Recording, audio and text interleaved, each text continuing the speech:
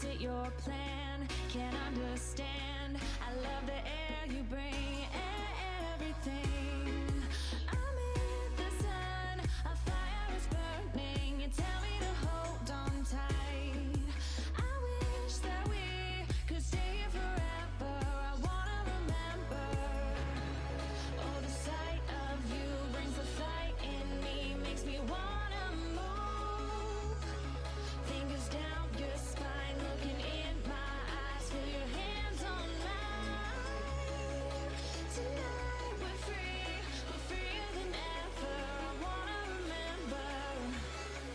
Oh, we run every endeavor. I wanna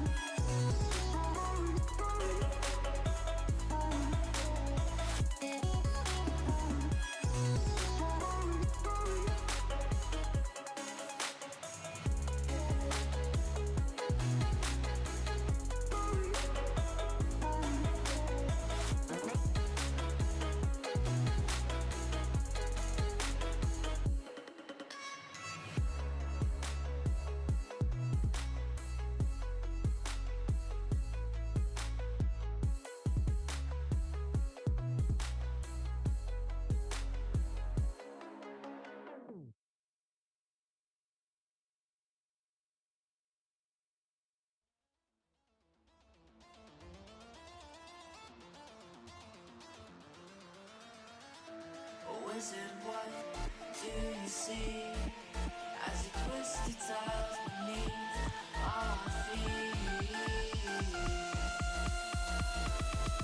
What do you see?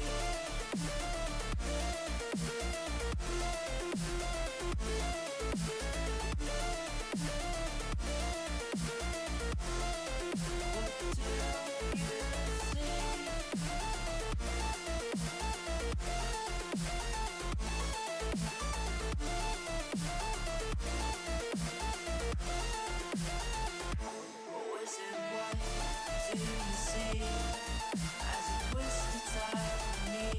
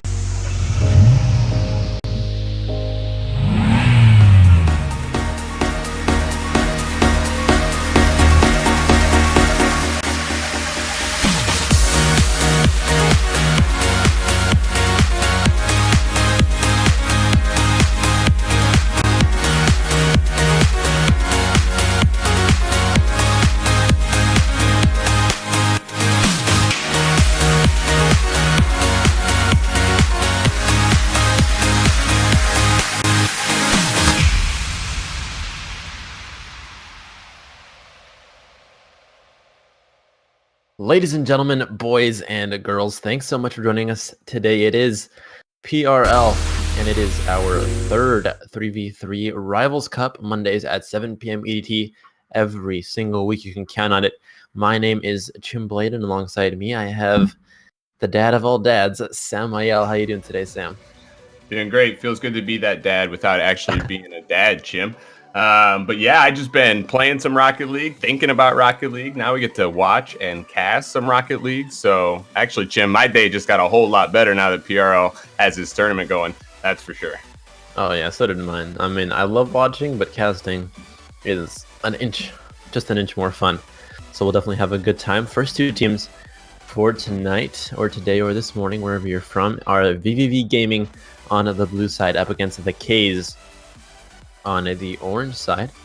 So I think we saw the K's yesterday in the early rounds. I don't think they made it too far in the tournament in the 2v2s, but they're taking it now into the 3v3s, trying to see how they can fare. VVV we've seen a couple of times, definitely a strong team, especially into those threes, so I'm definitely excited. Yeah, me too. And the threes always offers a much different landscape than the twos do. I love the twos, actually, my favorite game type, but threes as well are just totally different situations. So yeah, it'll be interesting to see. You know, these guys played in twos and did get knocked out, but you never know what'll happen in threes. Maybe that third guy is kind of their missing link. Yeah, might be. And before we get this one started, while we're waiting on those players, would like to remind you that we do have a Discord at discord.gg/PRL. You can also do !Discord in the chat to get that link. You've got a store up, store.prl.com, or !store in the chat. We do have a Twitter at Pro Rivalry. You can check that out for any updates you want, or we want to give you on all of our tournaments and our new games that we'll be expanding to. First off, Battle Right, and then more stuff to come. So make sure to check that out to keep up to date with what PRL is doing and where you can find your favorite tournaments. We've also got tournaments 3 days a week and a viewer game / community night 1 day a week. Those happen on Tuesdays, and the tournaments are Sundays, Mondays, and Thursdays. But other than that, this game should be interesting. Again, it is 3v3, best of 3, all the way through until the finals, where we do hit a best of 5. And we actually do have a couple of great teams. G2, one of the, I guess, favorites coming out from RLCS #1, heading into the second one. Not doing so hot this season yet, but hopefully they can fix those little mistakes they're having. But I mean, in a tournament like this where it's open, G2, Genesis, teams like that, both of them are in the tournament, definitely have a better chance of winning it. So you can see them play, hopefully in the semis, hopefully in the finals, and definitely a little bit before that as well as we progress throughout the tournament. But anything we could talk about, Sam, while we quote-unquote stall? Well, it's definitely exciting to see G2 in our tournament here. So I think that's something to talk about. So I'm glad you brought that up. I actually hadn't known that they were going to be participating. So that's exciting for me. And I know we said there were some other pro teams as well. So that's always something to look forward to as we move forward in our broadcast. But even these earlier teams often show that they've can do a pretty good job. I know one thing that is interesting to me is sometimes you'll see some of the teams that make it on later. So you never know. One of these teams you might be watching in these earlier rounds, it could be a team that you're going to see later too, doing well in the tournament. So don't expect that this is going to be light Rocket League just because it's these first couple rounds. Definitely. And apparently they're the Quays, not the K's. Ooh. So we'll call them Quays. And I think before the stream you said the name and you said, whenever you have a Q, you've got to have a U. Which I think I'm trying to think of words that don't follow that rule, and I can't think of any. So you might be right on that. It's pretty difficult. I mean, it's their team name. I'm not trying to tell them how to formulate their team name, but as a caster, it's a little difficult because I've never seen that in my experience. So what can you do? You know, nothing new. The first time for everything. It's a new day, new team names haven't seen before. Although we have seen the K's, but I think you casted the latter half yesterday. They didn't make it that far, but hopefully they can change some things up tonight, get further in the tournament than they did yesterday in the 2v2s. Maybe 3v3s is more their game. We'll see how they do, though. I think we have 2 members from VVV and 3. Wait, can I math? 1, 2, 3, 4, 5, 6. We have 6 players. Look at that. Yeah, had a red day, got in here, so I think we might be inching closer to getting going. Hopefully we are just inches, just sailing along here. But we were talking about G2. And Alichinio is on G2, so huge shout out to RL Mama. Love the RL Mamas that support that support their kids throughout esports, because esports is kind of new and a lot of parents specifically think it's lame, not cool. But you know, when your kid's as good as Lucinio, you gotta love him. You gotta love him for that. So shout out to her for being here and all the RL mamas out there. Shout out to you guys. But yeah, I want to get this one underway. What are they waiting for? Please join the Team Ronis. There we go. VVV up against the K's. Heading into this one, before we start, you know, first game definitely do involve those first game jitters, just filling each other out. But, you know, when you sort of get into a 3v3 game, what's the mindset, especially when it is a series and it's a part of a tournament? Well, I think definitely just playing very well as a team. You've got 3 guys on the field. You need to make sure and use it. As we see a quick shot actually by Azazel. That's top down. These guys need to get in and clear or else they're going to be in real trouble. Wow. Well, right out the gate, you don't want that to happen, I can tell you that. Yeah, you don't, but shots one after another here. Duke RL got the finisher on that one, shot after shot, and he actually got the rebound off the crossbar as well. Beautiful play from his side, and VVV coming out strong, firing shot after shot onto that Quay's net. Works out for them for goal number 1. Just 15 seconds in here. Azazel now to carry this one forward. Popped up high, Make Mine Milk and Binky in their defensive half, popping it past that center half. Looking to carry it over with a 1-2 play. Can't find the combination they're looking for, though. Off that corner now. Had a Brad day, looking to have a better day than yesterday. Can he do it? Not quite. It's actually popped up high. What a play, Azazel! Can't find the net, though. Corner now. Had a Brad day, looking for the recenter. Plays it center. Duke, though, doesn't find it now. Binky, is he off to the races here? Not quite. Still in the center now. The ball on to that attacking half for the Quays here. We'll see what they can do. A minute into the game. One huge opportunity early on, but the Quays definitely fixing up their offense after that first goal they conceded. Yeah, except for getting taken out there, that made their offensive opportunity go by as well. But yeah, early for sure, they looked shaky off that first faceoff, but a little bit better now getting back into the play. See what they can do, though. The Quays still trailing 1 goal, but they still have a minute or 3 minutes and 50 seconds left in this one. Pop fly here is Zaza looking for the pass, puts one across. Can't find the channel, though, to his teammate. Striker had a Brad Day looking for that. They didn't find it, though. Good back pass. Now the blast coming out from Duke. Bombs one between the sticks. Finds the top V. 2-0, 3:37 in. Wow, that was definitely a good push-up, but I would say that was a breakdown as well. Blinky went for the corner boost and left his team exposed. Hybrid really didn't have a chance to challenge at it, so he had to stay back in goal, and it's a hard save to make. Now, I will say he maybe should have had that one as well, but definitely a team breakdown led to that goal. It definitely did. Now, in that corner here, Binky coming out with the clear. Duke, though, looking to capitalize, finds the intercept, doesn't finish it. Interesting play there. Duke was able to read that one right off the bat. What happened? Yeah, that happened real quick for sure. I actually was not watching. Duke got it better than I did, Jim, but Wow. yeah. What can I say? What a caster. What a caster. Oh, man, brutal. Okay, I'll remember that. That's 1 strike. 1 strike out of 3. Once you hit 3, you're fired. Got it? That's how it works here. Duke now looking for the finish. Doesn't find it. Make man look. Playing this one back. Popped up high. Brad, though, for the intercept again. Now off the backboard. Azazel finds the net on that one. Puts that one in. Blasts it. 3-0. 2:58 left. Mistake there by Make My Own Milk. Made a mistake, and Brad Day came up and made a perfect pass. Nobody there to challenge. Those ones are difficult high up off the backboard, but you've got to make some sort of challenge on the ball. You can't just let them shoot on you that close in. Obviously, that's very, very hard to save once you're going to let them shoot like that. And right now, Triple V Gaming is looking extremely good. Definitely hard. Azazel looking to carry it upfield. Doesn't find it. Make My Own Milk now. Carries it onto his attacking third. What a pass from Binky. The 1-2 combo. Can't work it out, though. Almost there for the Quays. Not quite, though. Had a Brad Day now looking to carry this one up pitch, looking to stretch the play now. Both of his teammates are positioned up wide. Azazel coming up for the takeover, and he finds it as well. 4-0. VVV taking a commanding lead here. Wow, Binky doesn't go for it, and then Milk kind of gets in his way. Finally, he goes for it, but I think it's too late. Doesn't get the hit, and as soon as he's up like that and misses, he's in bad shape with the ball just flying past his goal. All of a sudden, these guys are wilting against the pressure. And again, you see Have-A-Bread Day off the face-off. A great shot. All they can do is just play defense. Oh, so strong there. The face-off play is very strong. All 3 members from VVV able to rotate into that play quickly. And they're down 4-0 now, the Quays. They've got a bit under half the game to get back into this one. What's the mindset going into the second half? Oh, that's not the best mindset to have, especially when you lose 5-0 now. The hits inside of their own have got to be much better. You saw that was a miss hit there, yeah. And he tried to get back for the save, and Binky was right there as well. I'm not sure why he wasn't really going for the ball. So I they're just not really making great decisions. As again, not on the same page. They don't go for the face-off together. They make Binky make another save that he definitely shouldn't have had to make.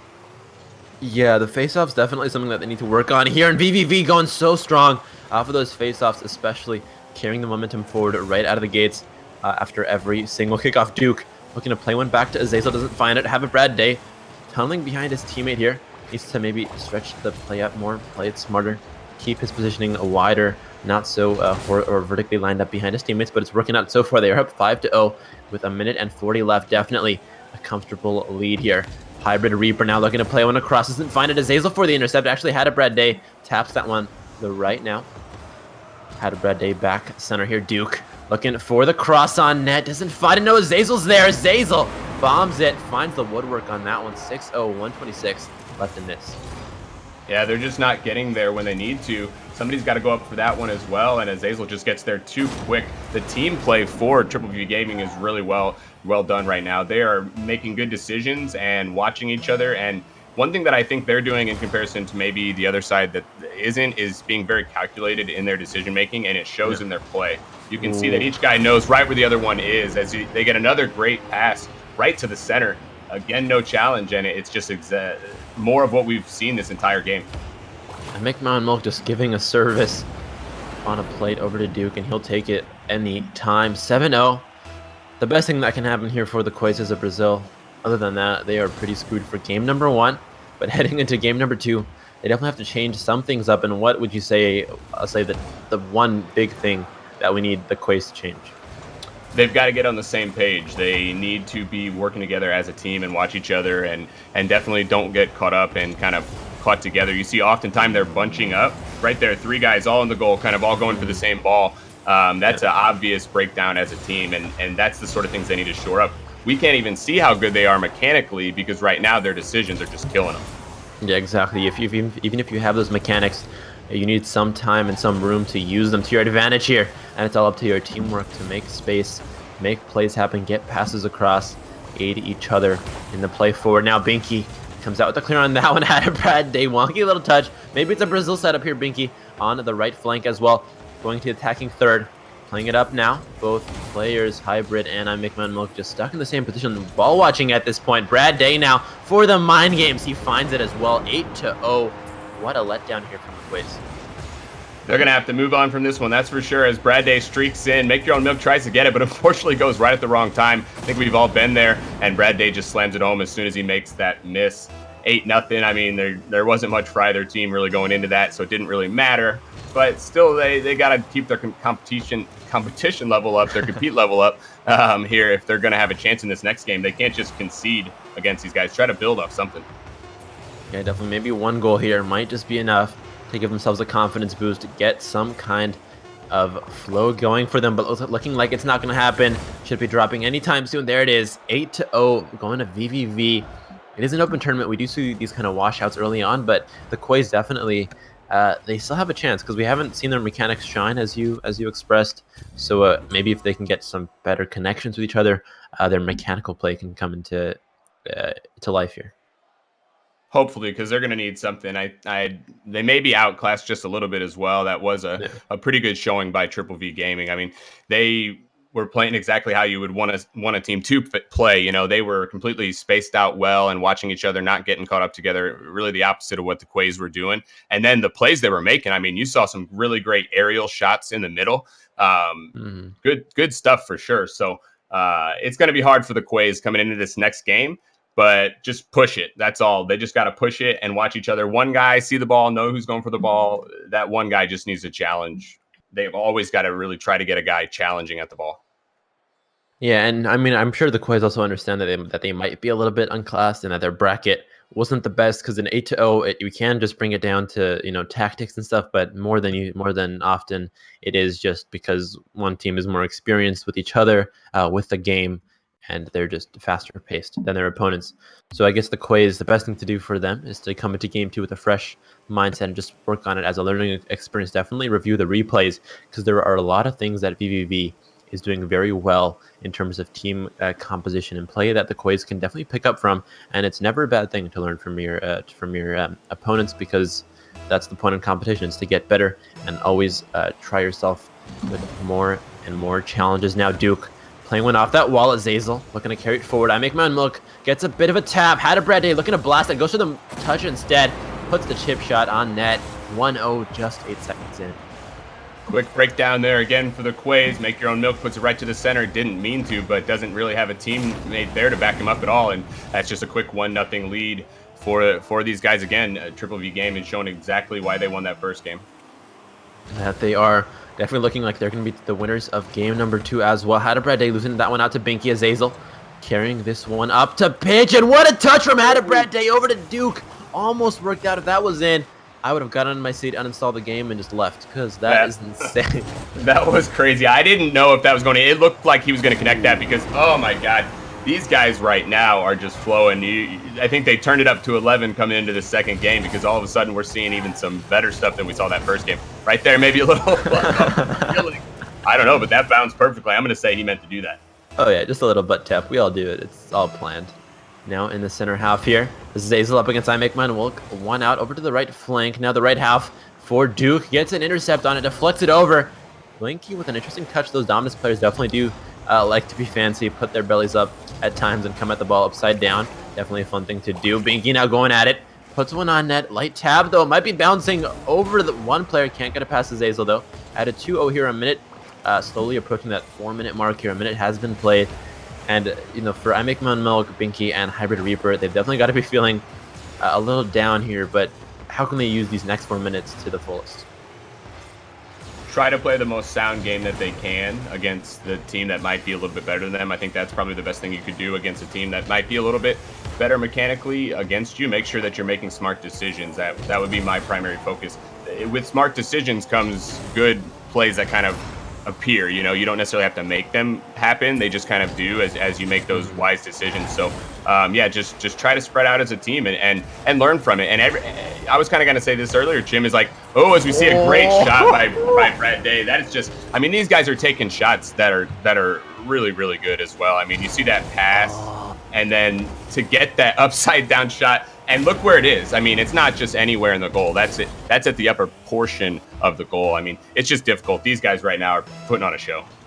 That's so perfect. I love the follow-through pass over to the lob, over to the goal scorer. Amazing play, and especially, like, he probably could have come at that head-on, and that would still be a difficult shot for most people, but taking that one upside down so casually and just knocking it in the top, that's amazing coming out from Brad. Now Brad over to Duke on that right corner, heading towards the center line. Carried across by Binky. Binky looking for the far corner, and his teammate doesn't find either, though.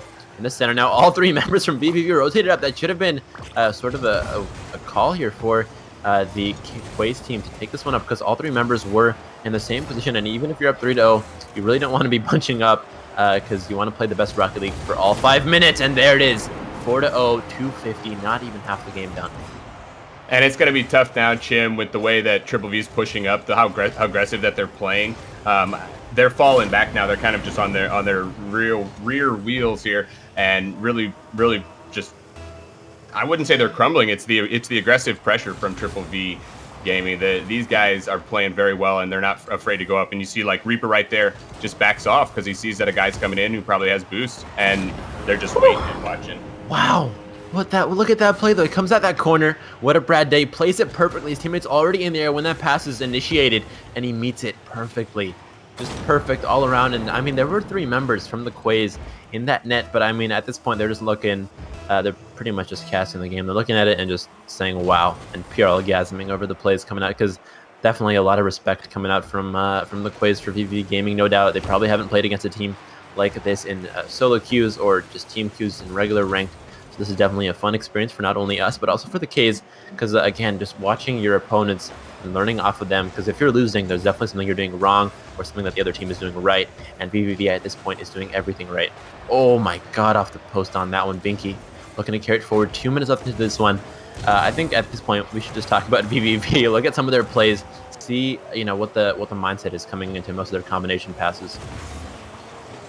Yeah, definitely. The way that they're playing right now, they trust each other the full way. You can watch as you see how this even just leads up to this play. Look how spaced out they are. They're all watching what they're doing, and nobody's going for a ball that the other one isn't. And it's just complete opportunistic play where one guy puts it in a good spot, and that's all he has to do because his teammate is going to be there to just go right after it. Exactly. Half the game is putting it in a good spot for your teammate. The other half is being able to execute from that good spot. So they're definitely good at both of those, and that's why when they're up 6-0, definitely going to see them further on in the tournament. Duke missing out on that one. Very uncharacteristic, but they are up 6-0. This might be goal number 1 here. Is it going to happen? They're off to the races here. The Quays don't find it. Had a Brad Day carrying it forward. No, Binky actually plays it to the far corner, looking to center this one. Past the center half now by Azazel. Off to the orange end here. The Quays are down 6-0 with a minute and a half left to play in this one. But here's another passing combo. Off the backboard, Azazel caught a bit off guard. Duke playing back.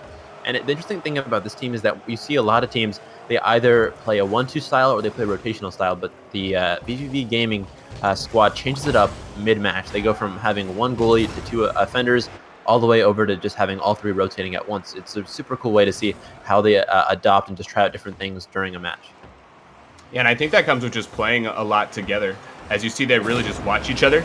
Another great play by them, obviously. But yeah, not to get away from that, Chim, they just really play well together and watch. And they've probably played enough games that they all know situationally when they need to be back, when they need to be forward. And that awareness a lot of times does maybe just come with playing games and playing games with the same people all the time.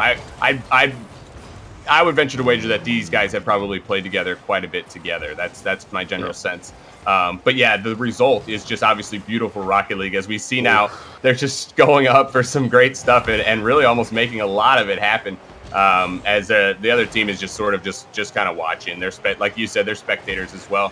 As again in the offensive zone, not really much we're seeing it down in Triple V's zone. It's all offense for them.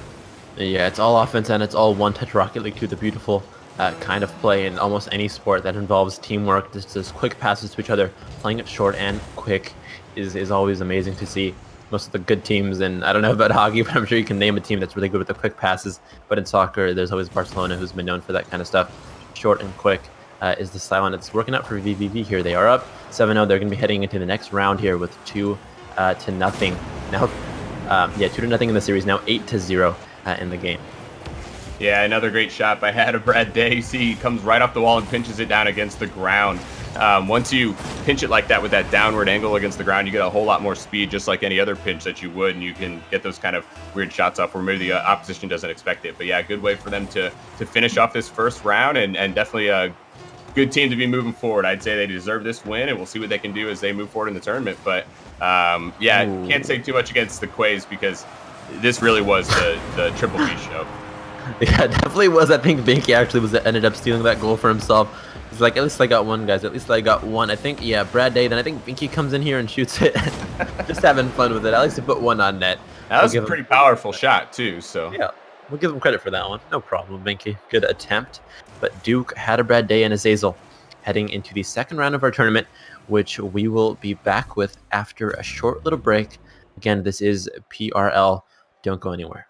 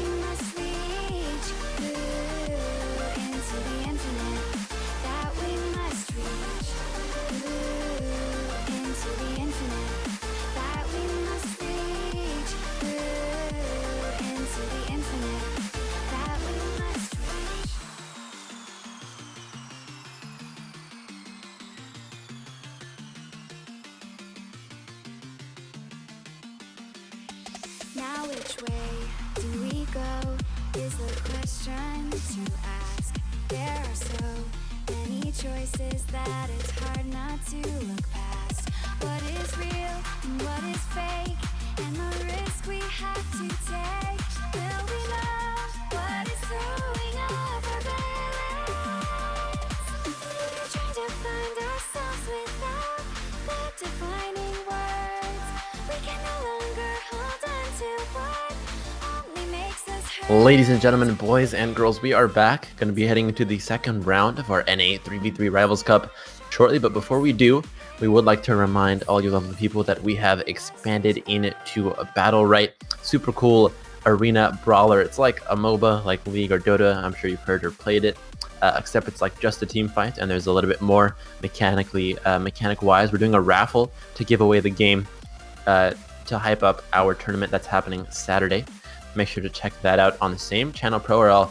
We're going to be expanding again from Rocket League into Battle Right, or that sounded like we're going to be leaving Rocket League. We're not going to be leaving Rocket League. We'll be expanding into Battle Right, keeping Rocket League all the same days, and those days for Rocket League are still going to be Sunday, Monday, Thursday, sometimes Tuesdays, and Battle Right for now will be on that Saturday. Again, exclamation mark raffle in chat. I'll do it really quick. Oh, Talk did it, and I'll do it too, just because it's fun. There we go, I did it. Raffle in chat. It's a raffle for the $20 early access, which includes all the champions now and forever for the game. So make sure to check that out. But Sentient RL and One and Done's here. Sam. Yeah, I was getting ready to talk about our new game, and you just threw it to Rocket League. I'm excited about it too, Chim. You know, what are you trying to do? Oh, I see that. I see how it is. You know, but I mean, we are here for Rocket League. I mean, it's just a little shameless plug in there for the raffle. We're here for some great gaming at PRL. Oh, That's yeah. what we're here for. True. Touche. I'll take that. Andrax, though, starting the game off strong for Sentient to put one center. Now, Karma for the first goal. He or she, male, I'm going to say Karma. he puts it in. Oh, because Karma's the... Okay, I get it. That's a different Karma. Yeah. Come I on, just figured Jim. that one out. I figured it out because Karma, I think she has an H or something at the end of her name. The original Karma. But this is the male Karma, so we'll call him a him. But 1-0 here. One and dones we did see in our tournament yesterday. We have seen Sentient as well in our 3v3s. Haven't seen them in the 2v2s yet. Maybe they'll join it as well. But starting the game off, again, those game ones are the more open or passive, depending on which teams you are heading into with those. Unorthodox almost finds the touch, doesn't get it. Fast now, looking to carry it forward. Puts one across. Makes that chip as well. Yeah, that was a good play coming up the field. I like that a lot because, I mean, obviously Karma waited back, and right now he knew he could make a great play fast. That was a great flip, that side flip. I don't know. That's all I can say, Jim. I'm just impressed by that one. I hope everybody got a good look at that one because coming up the field, that technical 1v1 style of shot was completely off guard. Yeah, 1v1's definitely a great way to load up your mechanical skill set, but there it is. Andrax again, straight off the kickoff to himself, plays that one between the sticks. All of a sudden, these guys are right back with the 1-goal lead now. Quick off the wall. Unfortunately, the defender's just watching there, doesn't read the bounce nearly as well as the attacker does, and that was a really good play by them. Those bounces off the wall are huge, especially when you can play them real quick like that, where you read them almost before they get there. That puts you ahead of the other team if the other team is not doing the same. Yeah, it definitely does. And I guess they might be sticking to their name here. If they are one and done for this one, that's going to be pretty terrifying because 2-1 now for Sentient here. Off that left flank now. Popped up high. Bass or bass. I don't know. Is he a fish or is he a musical instrument? We'll find out later. This might be it for Omni. There it is. 2-2, tying it right back up at exactly the 4-minute mark. Jim, I think he's both, actually. But right there, unfortunately, didn't get the clear, and I don't think Kalidos was really expecting that. Not in a great position to push out, obviously, once it happened. But that first clear is really what made that happen there. They got to have a better hit there, especially right near their goal. You got to make sure you get that a little bit further than they did. Fast looking to swim one in. Unorthodox now up high. Drops this one down low. The crossbar shot needed from Omni. Finds the touch on it. Just a tap. Almost there from Unorthodox as well. So close. Andrax and... Ooh, I haven't said that name yet today. Kaldos backing up for this one. Fast looking for the clear. Doesn't find it. In the center half now. Omni carrying to the attacking third. But Andrax popping it right back out. The blast coming up from Unorthodox into that far corner. Now on the left wing. Looking to play it forward. Already in that penalty box. Couldn't find it any further though. Now Omni putting one across. His teammate, though, can't receive the service in time. Top left now Unorthodox, and Kaldos for that one. Karma, though, playing one off. He is so strong with the passes today. 2-2. We're still tied up 3 minutes in, and so far it's been one and dones on the offensive. They've looked really good because, unfortunately, Sentient's playing a very tight defensive formation. You see that they're not attacking the ball. Even with 3 guys back in their zone at their goal, nobody's pushing up on the challenger or on the attacker. I mean, that's something you got to do, especially with 3 people. You've got plenty of guys on the field, and when you're back in your zone, just challenge. Somebody's got to get up there. Oh, wow. That's beautiful. I would say that's a more orthodox play. I mean, but it's still amazing. You love those plays. Off the backboard to yourself, jump up before it even touches the backboard and read it perfectly. Slam it in to that bottom right. Amazing angle. That angle, man, that was unbelievable. And again, reading that play off of the wall, we've seen now both teams take advantage of that, and it's definitely huge. You have to be able to read the ball as it comes off of any sort of wall, because as soon as it does, one team usually is going to be able to take advantage. Ooh, great play there to put it over by Kalados. They've showed good fight before coming back from that early loss, so I'm sure they're going to show fight here as well. They'll do a lot better in the offensive zone, I think, if they can just fix up their defensive side and get the ball moving on the other side. Ooh, they're doing so strong in defensive, but now it's Bass heading into the defensive territory. Loses that one out. Probably should have done a bit of a better job taking care of possession for that one, because they've been on the defensive side for most of the past minute or so. Transferring into the offense, though. Unorthodox coming out with the save. Sentient plays it forward up the pitch into the 18-yard. Doesn't finish it, though, as Karma comes out instead. Karma still going strong over to the attacking half. Looking to find himself into that third. Doesn't get it, though. Andrax, huge pop-up onto the net. Bit slow, though. None of his teammates there. Sentient has been really focused on the defense for the past 2 minutes, so maybe their offense is a bit shaky, because that pass from Andrax, it was good, but there's nobody there to follow it up. Yeah, lacking that cohesiveness for sure. And now they're losing a little bit on the defensive. Andrax needs to get back. He does, as no one pushes up for ones and dones. But right now, it's kind of an interesting story for both of these teams, as I think they play better in the offensive side, really. Both of them do, which makes for sort of an interesting matchup, because we end up having one team that ends up getting down in the defensive zone, and they seem like they stay there for a while. And then it sort of flips back to the other side, as you see a nice transition here. And there it is again, a defensive breakdown, really, not to have someone back on that one and a tie game. Yeah, straight out to the races here. Andrax, front runner, along with Kaldos, in case that one didn't go in. I mean, if it was me, I would have gone for the touch just to be trolly, but it is a tournament. Don't want to lose those goals, especially if they're that free. And we talked about both teams being a bit weak on the defense, and part of being weak on the defense is transitioning from offense to defense, because once you lose that ball, you've got to just hightail it back onto your own defensive net, make sure that you're all set in position. And although they are strong in the offense in terms of the combinations they put in front of the net and the shots they're coming out with, that transition into the defense is definitely something that both teams need to work on, which, like you said, does provide for an interesting match, and not only interesting, but also much more fun, much more action in the matches. So I love to see when two teams are much more offensively focused and aggressive than defensively. And it ends up causing a little bit of offensive overload here, as we'll see if maybe ones and dones can change the story and get it out. They do. Push it back along. Jim, maybe they're going to get one on the transition, but... Oh, what? I was about to say, no, it doesn't, but it does. Unorthodox somehow sneaks that in. 33-second mark as well. This might be it. Unorthodox chips it up. Let's see what he does here. Didn't see that final touch. Goes up for it. I think that was Bass or Bass or Bass, regardless, fish or instrument. He may have owned goal that, but you can't blame him. He was going up for the save. Now 33 seconds, 4-3. They're both hyper-aggressive teams, so it should be interesting. If Sentient can get that ball out and put into a counterattack situation, they might have a chance here, Sam. Yeah, I really think they do. If they could just get it down on the offensive side, get something going, challenge right here. They got to push a guy up, and that's exactly what they needed, just a good shot to get it down in. And yeah, let's see if they can get something going. Good shot. Oh, Unorthodox. Thankfully, he was there. 10 seconds to go. What a close game. No, Andrax popping one up. 5 seconds left onto that countdown. Touch towards center. This is it for Bass. He needs to finish it. Pops it up high. Kaldos is out, and that's it. One and done's have taken one.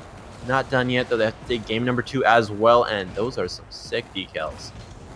Yeah, those guys looking good, right? But that's the new Rocket League we live in now, and I love it for sure. But yeah, right there, both teams played kind of an odd game, as we saw. I think ones and dones played a little bit more offense down in Sentient's end. That was kind of the key for me, is they were having real trouble getting the ball out at times. See saves actually on both sides, and a similar landscape of the stats actually for both sides as well. But I think that really boils down to the defensive play, like we talked about a little bit. So yeah, we'll see moving into the next game here if either team can make the adjustments they can on the defensive side of things. Because as long as it's just one team making that adjustment, I think that would be all it's going to take to actually take the second game and maybe the whole series. All right, but like I mean, if you take the defensive side, especially if it's not part of your usual play style, and you try to be more defensive than you already are, that might take away time from their offensive side, which is where both teams definitely do shine. So I don't know. I mean, they might go for the change and decide that yeah, they're also offensively minded, and so are we. So we'll be defensive, or they can go into it thinking that we can be better on the offense and just absolutely forget the defense. So it'll be interesting to see how they go into this one with what kind of mindset, because it was close regardless, almost in overtime there, 4-3, and both teams definitely, like we said, strong on the offense. So I don't know. I don't know if they're going to switch the mode into more defensive, or if they're just going to keep going strong on the offense and try to outshine each other on the offensive ends of the pitch. Well, yeah, and one thing I'm just saying too is what I really mean is just work on the defensive side of the game, not necessarily play more defensively. You don't want to hurdle up, you don't want to necessarily shell up or anything like that. Just do better things when you're playing defense. So yeah, obviously you can't help but be on defense sometimes. So working on it when you are on defense is definitely a good thing to do here, especially against an offensive team. Omni to put one on net. Doesn't find it. Andrex plays it left. Now Unorthodox to carry it forward. It's in the center here. A bit too high though. Omni still going for it backwards. Cheeky boy doesn't find it. Unorthodox plays it to the far corner here, but Kalidos is in control of this one. Interesting whiff. Karma picking this one up now. He can't get it past though. Andrex as well missing out. Unorthodox playing it forward. Passes it center here. Karma before the touch. Can't find the redirect though. Interesting combination again coming out that wall. Now it's Sentient's turn to be the offensive powerhouse. Kalidos coming in on that one. Misses it out though. Karma now playing it up high off that right flank. Looking to carry it forward. Last game, especially, we were seeing that the teams when they were in the offensive zone, they were in it much longer than this game. It's more back and forth here, and Unorthodox does find it on a quick play forward.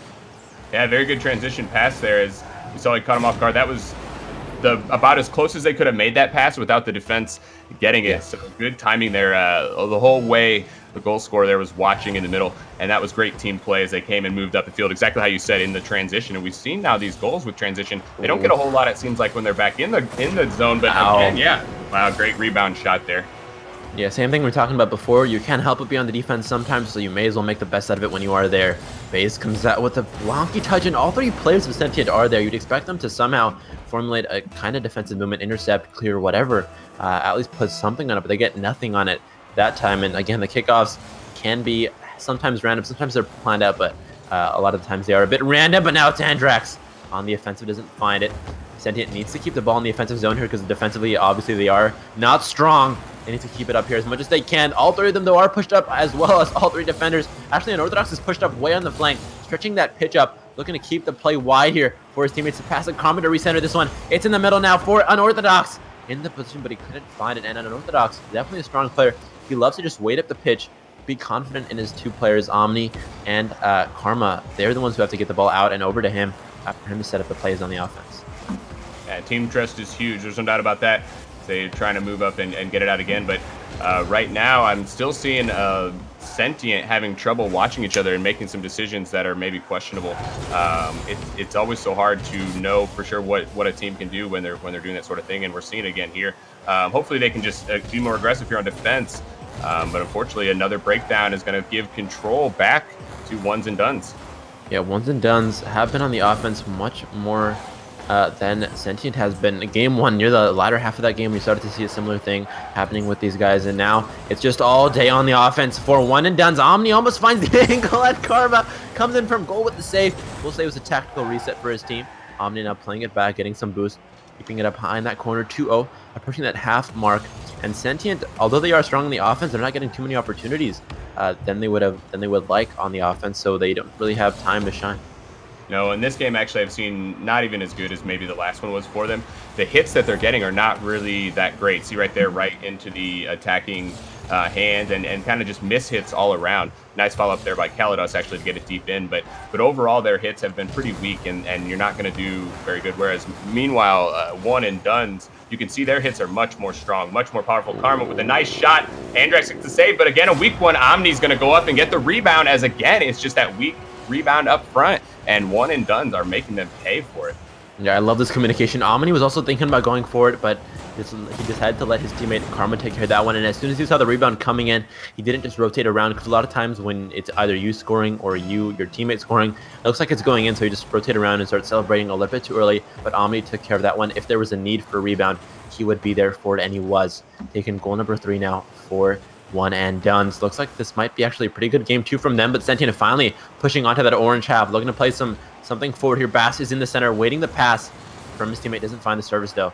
Kalados now looking for a channel center. Missing on that one as well. Omni in his left half, playing it past that center line now. Bass in a 50-50, doesn't get quite the touch he's looking for, but this might be Sentient in control. Yes, they are. A huge shot on net, blasting one across is Andrax. Finds goal number 1. This might be the first steps to a comeback. Andrax, I think he got a little lucky with the pinch there, but they'll certainly take it as that one goes all the way downfield. They were certainly not expecting him to be able to get that much power on it, especially with the way they've been playing, some of the weak hits that we've been seeing. But a little bit of luck there. I think they'll definitely take that to get within 2, exactly what they needed here to hopefully get back in this series. Andrax now looking to get the goal number 2 right off the bat here. Bass playing much stronger this time, and Andrax is there as well. The follow-up plays, although they didn't get anything out of that one, that was definitely a good combination play going forward, but now they need to rotate back. This is where they've been struggling, and they struggled again, conceding goal number 4, a minute and 14 left. They had the comeback in sight, but it's almost gone now.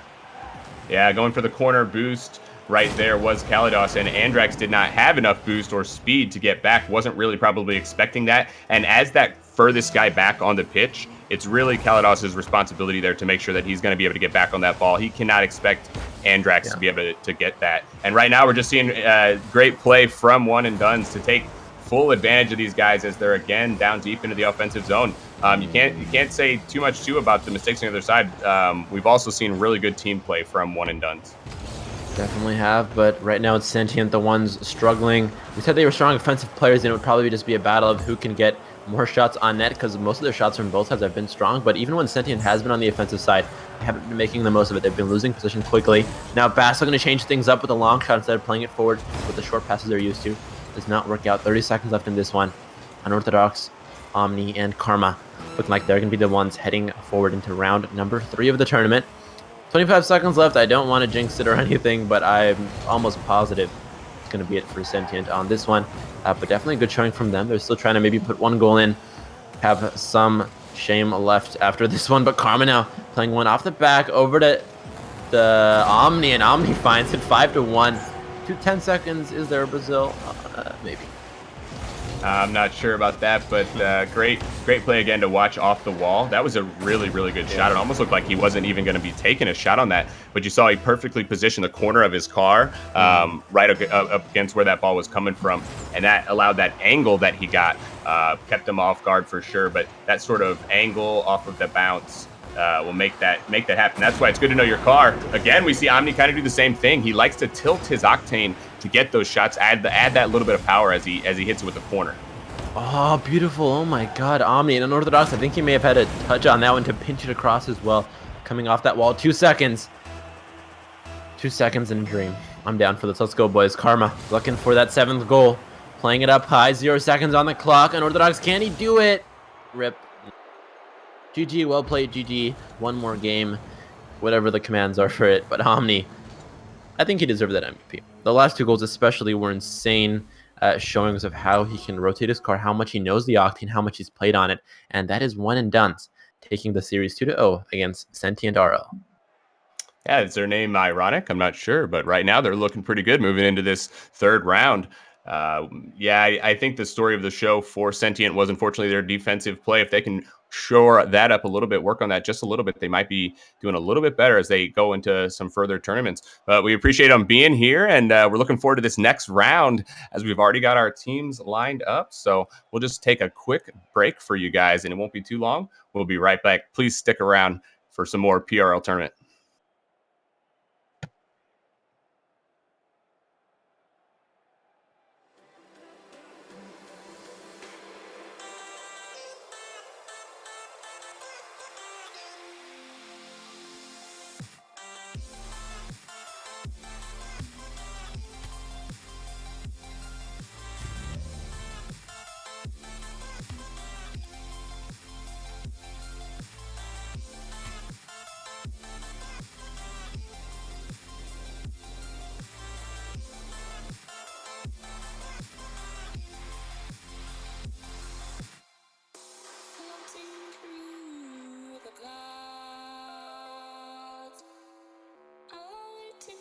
emerges from beneath the sand. Please come take me, girl, seems so far away. Across this universe, she lives another day. I know the reason she's here. I know the reason she's so far away. I know the reason she's here. I know the reason she's so far away.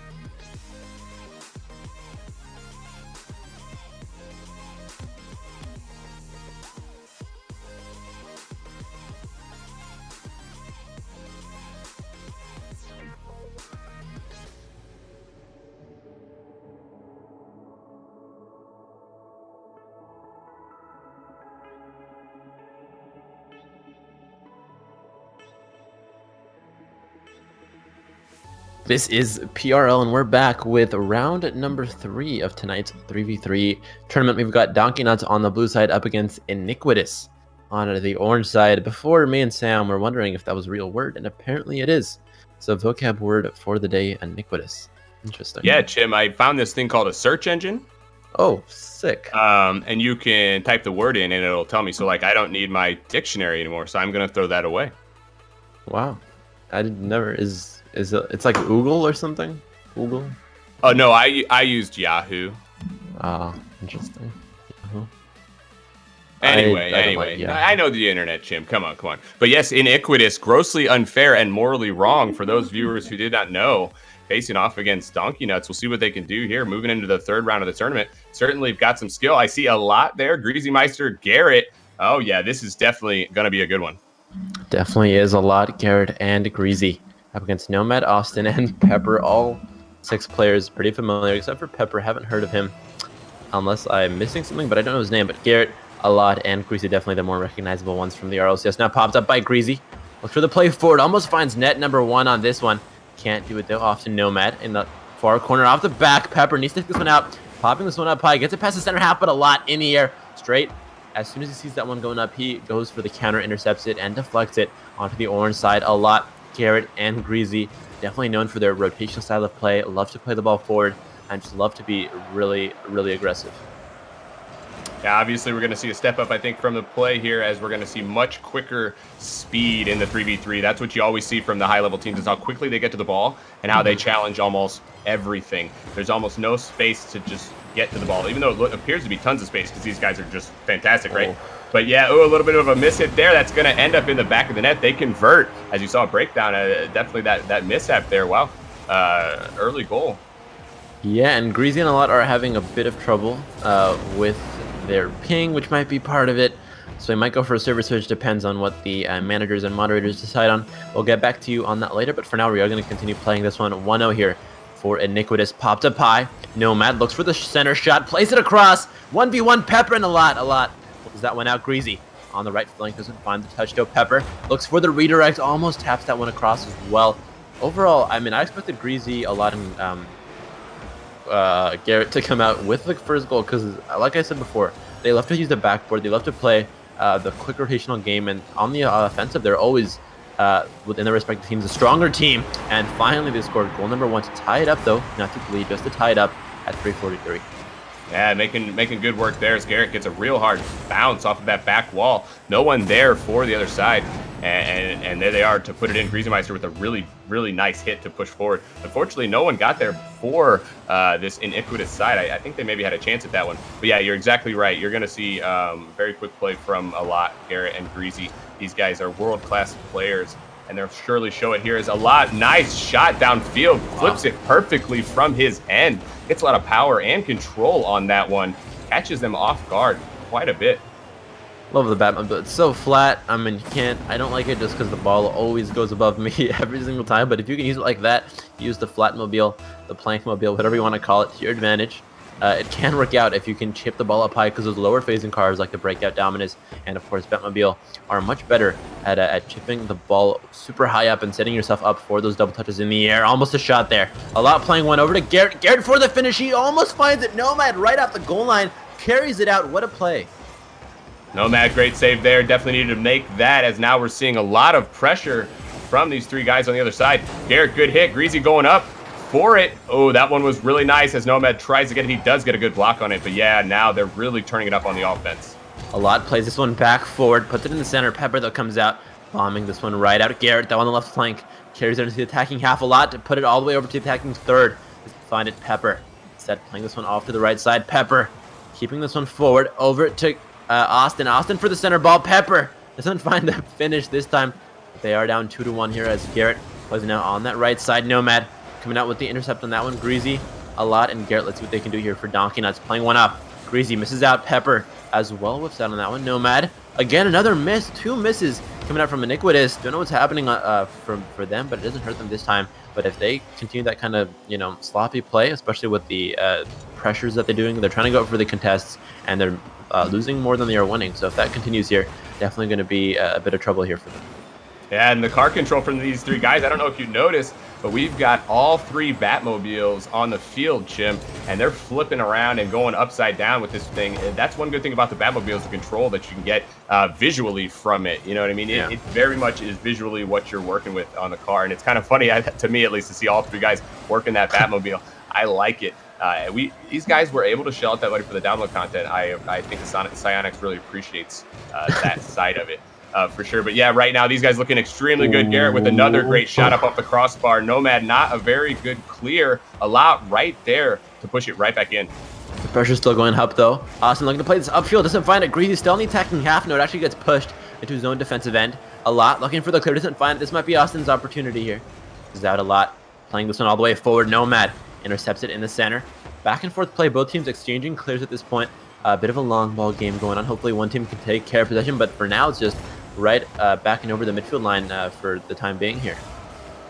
Yeah, you're seeing a lot of plays from the blue side as they wait back. Watch as they watch these guys, and they just wait for their hit. They're waiting for their time to challenge. They feel confident they're going to be able to save whatever the other team has got going on. So that's kind of an interesting style from these guys. Usually you'd see maybe a little bit more of a push, but they're playing a very safe game. But at the same time, it's working for them. I think that's why we've only seen 2 goals out of them, and it's a very close game. But right now, it's very hard for the other team to get any sort of pressure when you see both of these guys back. Oh, a lot drops one down. Garrett finishes it. What a play, a 1-2 in the air. Garrett to a lot to Garrett. 3-1. That is what they were waiting for. Like we said, they were playing a bit passively.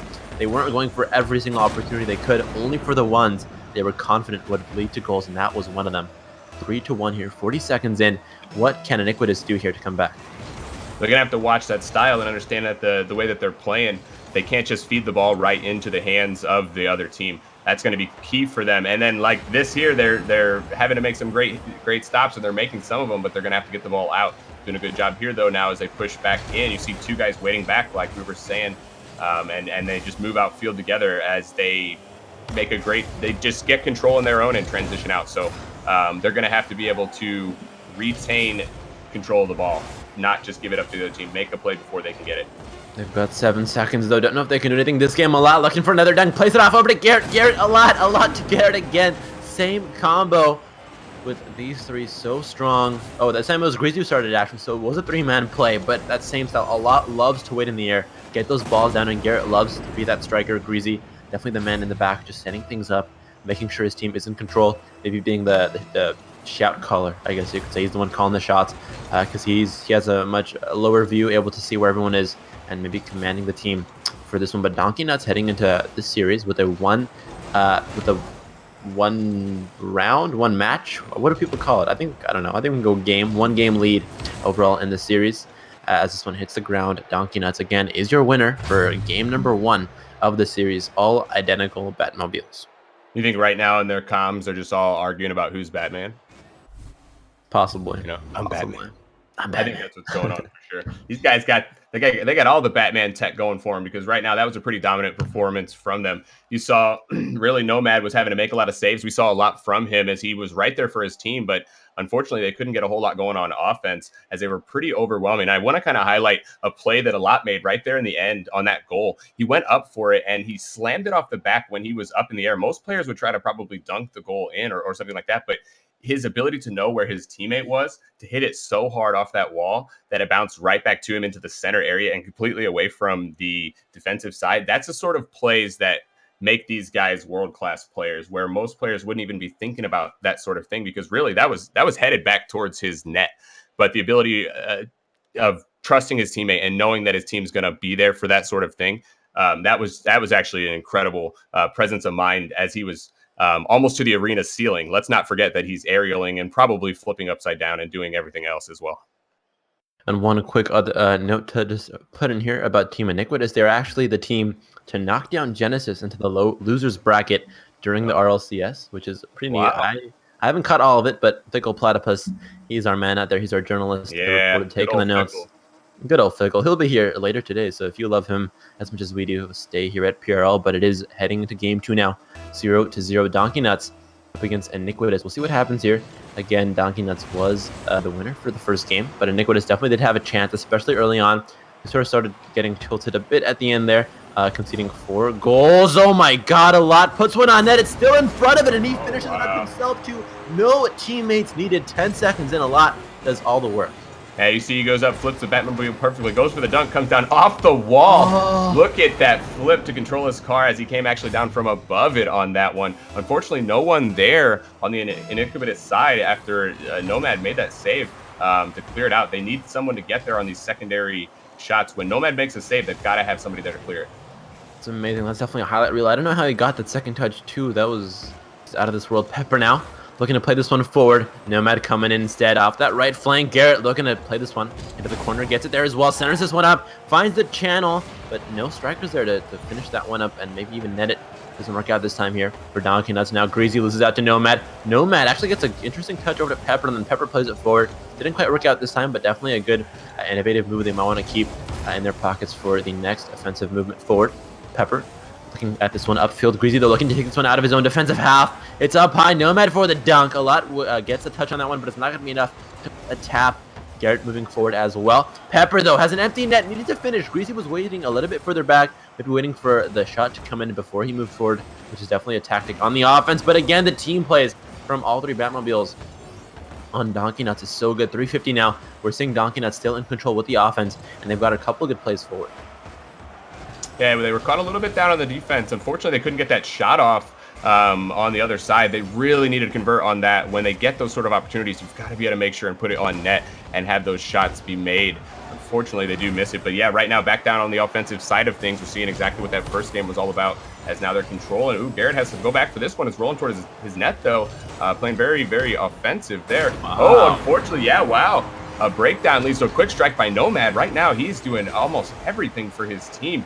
Goes up and reads that misplay by Garrett perfectly. Yeah, Garrett and Lot just caught square on that one. Nomad puts it right between the two. 1-1, 321. Definitely a good job from the person who scored it. Nomad, I can press tab. Nomad, the one to come in there and put that one past. And Garrett did have a bit of a defensive lapse, a lot, and Greasy now back on that left corner. Greasy looks for the pinch, gets a bit of a tap. It's actually over to Garrett. What a calculated touch there from him. Garrett to play this one up pitch now. Pepper, though, whiffs out on that one. Garrett still forward with the ball in the penalty box. Doesn't finish the game, though, for this one. Pop to Pie now, Austin. Good touch forward to Nomad. Nomad carrying this one over. A takeover play on that one. Pepper rotates along, plays it to the far side. And now Garrett up in the air for the flick on net. Actually goes for the pass over to Greasy. Greasy, he might sink this one. It's in front of net. A lot for the finish. Again, no, the crossbar. Greasy needs to finish it. Can't find the back door there. What a play coming out from these guys. Wow, 3 shots to get it. I cannot believe they didn't convert. That first shot especially was absolutely incredible up in the air. But now transitioning back down, Nomad has a good chance. But no, Greasy going to get it back out. Yeah, right now, that offensive series for them was just really, really good as they were raining down on the other side. Complete control, even though it's a tie game, they're really doing a good job of controlling down the offensive side. Yeah, it's got to hurt, man. You got 4 shots on net, 3 players, and one of them getting 2 shots, still nothing going in. Got to be hurting, but if you can keep that kind of stuff up, they're eventually going to crack on the defensive end. So Garrett now looking to play one forward. Teammate is a little bit late for the service, doesn't read it that well. A lot plays it forward. Not going to be enough, though. Pepper puts one across. Trying to get rid of that salt. Just keep the Pepper. Does not want to tilt. He is down 1 game, and it is tied 1-1, but again, overall on the offensive, especially Greasy, Garrett, and a lot have been doing a splendid job indeed. A lot now playing one up pitch onto the defensive third, using the post. We'll save for a clear on that one. Garrett now for the touch on net, doesn't find it a lot there as well. A lot playing it off the back over to Greasy. Greasy gets the 1-2 read. Not going to be enough, though, to net that one. And what a play. Coming out from Nomad, plays it to the far corner off of his own safe. Pepper missing out on that one. Nomad for the play over to Pepper. Pepper missing out. 1:25 left. It is tied up 1-1. A much closer game. I don't know who's gonna score next. And it is very close, very much closer than the first one we saw. Iniquitous is certainly in this one, as now they're putting back on their defensive side a lot better than they were in the previous game. You can see now they're being very quick with their strikes and very aggressive. They're not letting these guys get that catch and play that they were doing before. But unfortunately, the transition there, Greasy with a real hard shot up into the top corner. It's going to convert to get the 1-goal lead. 8 shots, 2 goals, man. And then, like all 8 of those shots were also insane shots. 5 saves, which means only one of them was a shot that was deflected by the environment, so to speak. The other ones that were saved were from the strong defensive presence from Iniquitous. But they are still down 1 goal now, 56 seconds in. Looking for the 9th shot on target here, and the 3rd goal. Garrett can't find it. Austin comes out instead. Greasy missing out to this one against Austin. Austin looking to carry this one forward. Can he get the play forward? Find the combination play, though. He was in the box a lot now. Up the field, over to the far corner. Looking for the play to Greasy. Greasy finds contact. Puts one in between the sticks and finds the top shelf. 3-1. Yeah, very good job again. A lot follows up off the backboard. The last guy goes for it. I don't know about the decision to do that when he maybe could have waited back for it and tried to make the save, especially being the last guy, because if he misses that, obviously there's nobody left. But right now I'm seeing the Iniquitous side is really having a trouble, I think, controlling the play, making this game their own. They're sometimes watching the play of the opponent, and that's not working very well for them. They need a challenge. They need to play the game that works for them, especially when I heard, like you said, they obviously can do very well. This team competes, at a very high level. But right now, they're sort of letting Greasy Miser a lot and Garrett play too much into their own game. Nomad playing one off the top. This needs to be in here if they want to have a chance. Austin needed to finish. Doesn't find it. That is it. Iniquitous heading home in this tournament, and a lot just puts the final nail on the coffin. 4-1. Nice. That was actually a pretty good deflection there by a lot. That looked nonchalant too. Yeah, it's just like, boop, casual. No problem. I can do this. 4-1. 1 second left on the clock. Donkey Nuts going to be taking this one into the next round of the tournament. 1 second left. I don't think you can score 3 goals last time I checked. You can't, Donkey Nuts. Taking this one home with all 3 Batmobiles as well. Who's Batman for you? Who's the MVP? Who's Batman for you after this from Donkey Nuts? Well, that's a tough one, Jim. I mean, Greasy was good, but I like a lot. I think a lot is sort of that glue that holds his team together there in those 2 games that I saw, at least. So he's the real Batman. The other 2, that's Robin, and I don't know who's in the 3rd car. Harley Quinn. He's kind of cute. Batgirl. Yeah, we'll call it Harley Quinn. Garrett's cutie. I like Garrett, but a 4-1 for Donkey Nuts. Iniquitous losing it out this time, but definitely good competitors. They did have a difficult bracket facing this team, especially so early on in the tournament, or relatively early in the tournament. That's a hard matchup for sure to draw them that early. I mean, those guys are fantastic players, and we saw it there, especially on the offense. The ability to just rain down on shots. If you're not ready to make the saves, they're going to score because they will just pile on the shots. Cam Accurate shots as fam, well. get hype, Sam. Forget this game. Let's talk about the Cam fam. Kronovi, thank you so much for the host. Love you, babe. Oh, that was a bit too intimate for a PG stream, but love you, Kronovi. Hey, you're Thanks not so much. you're not alone there, Jim. So let's be honest. A lot of people You love can him relate to too. that. He's mine. Oh, He's mine, I didn't say me, but all right, me too. we all love Kronovi. Thanks so much, Kronovi. His team is in the tournament, G2, unless they got knocked out. Hopefully they didn't. I'll say they didn't because I haven't checked the bracket yet. But again, thanks so much, Cam fam. G2 will be streamed next as well. So after we come back from the break, they will be streamed again. Quick reminder, we are expanding into Battle Right this Saturday. So make sure to check that out. And make sure to do !! raffle in the chat. You can see a raffle that we have for a $20 game, Battle Right, which we'll be expanding into again starting this Saturday. So quick break, switching casters, and then we'll see you on the next tournament, which will be, or on the next game, which will be G2. So thanks so much for joining us. This is PRL.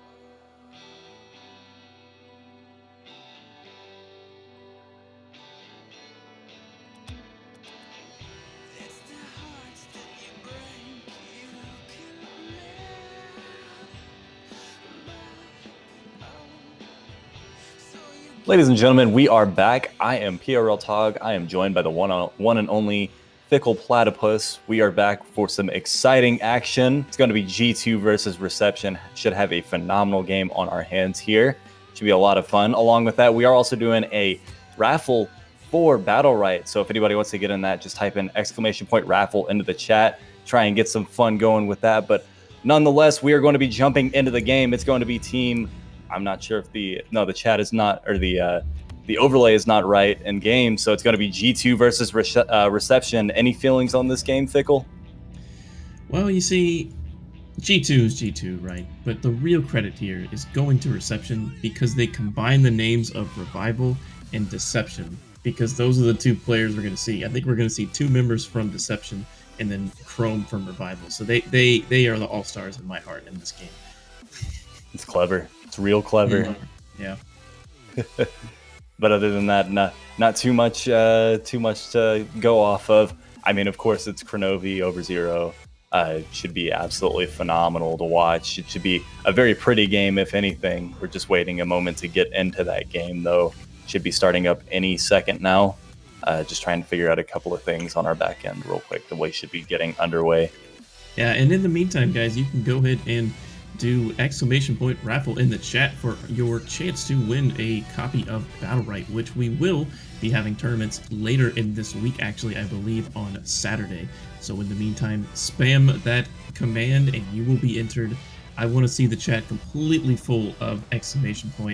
giveaway or raffle or whatever they put it as. You guys know what it is. You guys are professional Twitch chatters. But in the meantime, it looks like we're ready to go. So apparently, if you actually did type in ! raffle, go ahead and type it in again one more time just for feeling, because apparently it was closed for the time being. But we're getting underway for the game here. It's going to be over Zero Gambit and Kronovi versus Vince, Chrome, and Fireworks. Gambit going into the air, going to get beat out by Vince.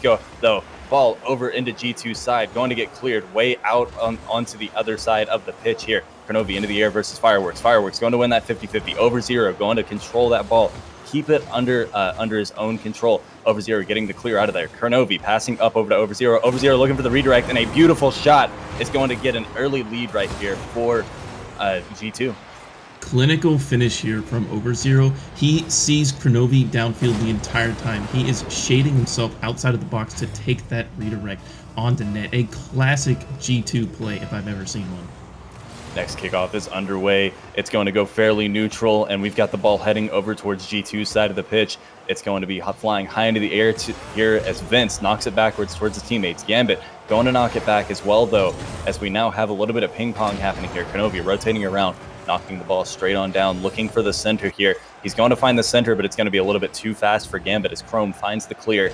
Ball now entering G2 territory, but Over0 immediately clearing it right on out of there. Chrome coming off the wall, Tobey Maguire style, as the ball's now over onto the other corner. Chrome into the air, looking for the finish, but not quite going to find it as two defenders ended up stopping him there. Kronovi now on the ball. He's going to get the first touch, look for the second. He's actually going to win out to that 50-50, surprisingly enough, and we've got Firework getting the clear. Over0 stopping the ball once again. Gambit into the air, knocking it into the corner. Chrome getting the clear off of that aerial, though, and Kronovi immediately ping-ponging it back. But we've got a whole lot of back and forth between both teams so far. Interesting to see it slow down just a little bit. Looks like Reception, I just love that name so much, have planted their feet a little bit, but it is a lot of offense. Oh, what a block from Chrome. What are you doing up there? He takes everybody by surprise, and he did more harm than good. That was really surprising. Chrome, it seemed like he was just kind of trying to knock it right back down the pitch, but he ends up just kind of killing the ball dead in its tracks, and Over0 immediately reading it, getting himself into the air, and finding the connection that he needed. Next kickoff underway, though, and it's going to go in favor of Gambit. Immediately going to get stopped out, though, and Fireworks knocking the ball down the pitch. And we've got the center coming in. It's going to be just off of center. Over0 going to whiff it right there. Kronovi going back for the ball, controlling this one, making sure that it's not getting too dangerous as he goes off the wall. But Vince looking for the center now. Gambit into the air, clearing that out as well. Chrome now knocking it straight back into the face of G2 as he looks for the second touch. Just barely going to miss that one, though. Fireworks looking for the angle, not quite going to find it. And we've got Vince looking for the shot. Kronovi with the clear, though, getting himself an epic save. And Chrome, once again, keeping the pressure onto this G2 team as they do a phenomenal job with their defense thus far. Kronovi now pushing the ball up, looking for the center. Gambit looking for the redirect. Not just a little bit too high, though, as the ball looks towards the center. And Gambit with a nice shot on net. Gambit just patiently waiting in the box here. A beautiful soft touch up to Chrome. Makes Chrome and Vince jump for it and leaves Gambit with a wide open area to finish on. It wasn't an open net. There was a defender there, but he had more than enough space to put that one on net. G2 approaching halftime 3-0 in a very convincing fashion. It's definitely seemed like a very close game, though. And oh, man, that was a really close save as Chrome now has the ball on his hood. It's going to go right in front of him now as Gambit knocking it back towards Over0. Ball now flying back. Vince on the ball, pushes it down. Kronovi keeping the pressure on, though. It's going to go right on target. Is that going to go in? Oh, it ends up going top down, unfortunately. That's really surprising as we have the ball heading right back down towards G2's face. Kronovi knocking towards the center, actually, as Vince into the air, looking for the finish, but not quite there. As we've got Over0 and Gambit pushing together. Kronovi now on the ball, chipping it up. It's going to be towards the goal, but not quite the connection they were looking for. As Kronovi looking for the finish as well, and a whole lot of aggression coming out from G2 now. And it doesn't look like G2 is going to stop with the offense. They just keep putting it on to Reception's end. They have not gotten any offense, and a mid-air pinch almost finds the top of the net. Man, G2 is pulling out every trick in the bag. They still got a couple more games to play, but if they keep playing it like this, they are going to keep winning. They're doing a phenomenal job at keeping this pace of play up as well. Over0 is going to get beat out by Fireworks. Fireworks looking for the center here. It's going to come off the backboard. Kronovi looking for the clear, but immediately going to get stopped out there. Fireworks getting a little bit of an NA back pass here as Gambit knocks the ball into the air. Vince not going to go for it as Fireworks actually goes for it rather. And now Over0 looking for the shot, and that's actually going to find its way into the goal. Vince is not a contractor, doesn't know how roofs work as the ball slams on top of the roof, doesn't know how to read the bounce, caught backwards, and he just looks like a sitting duck in net as it lazily lofts into the goal. Over0 with a half-field shot and a 4-0 lead for G2. I am amazed.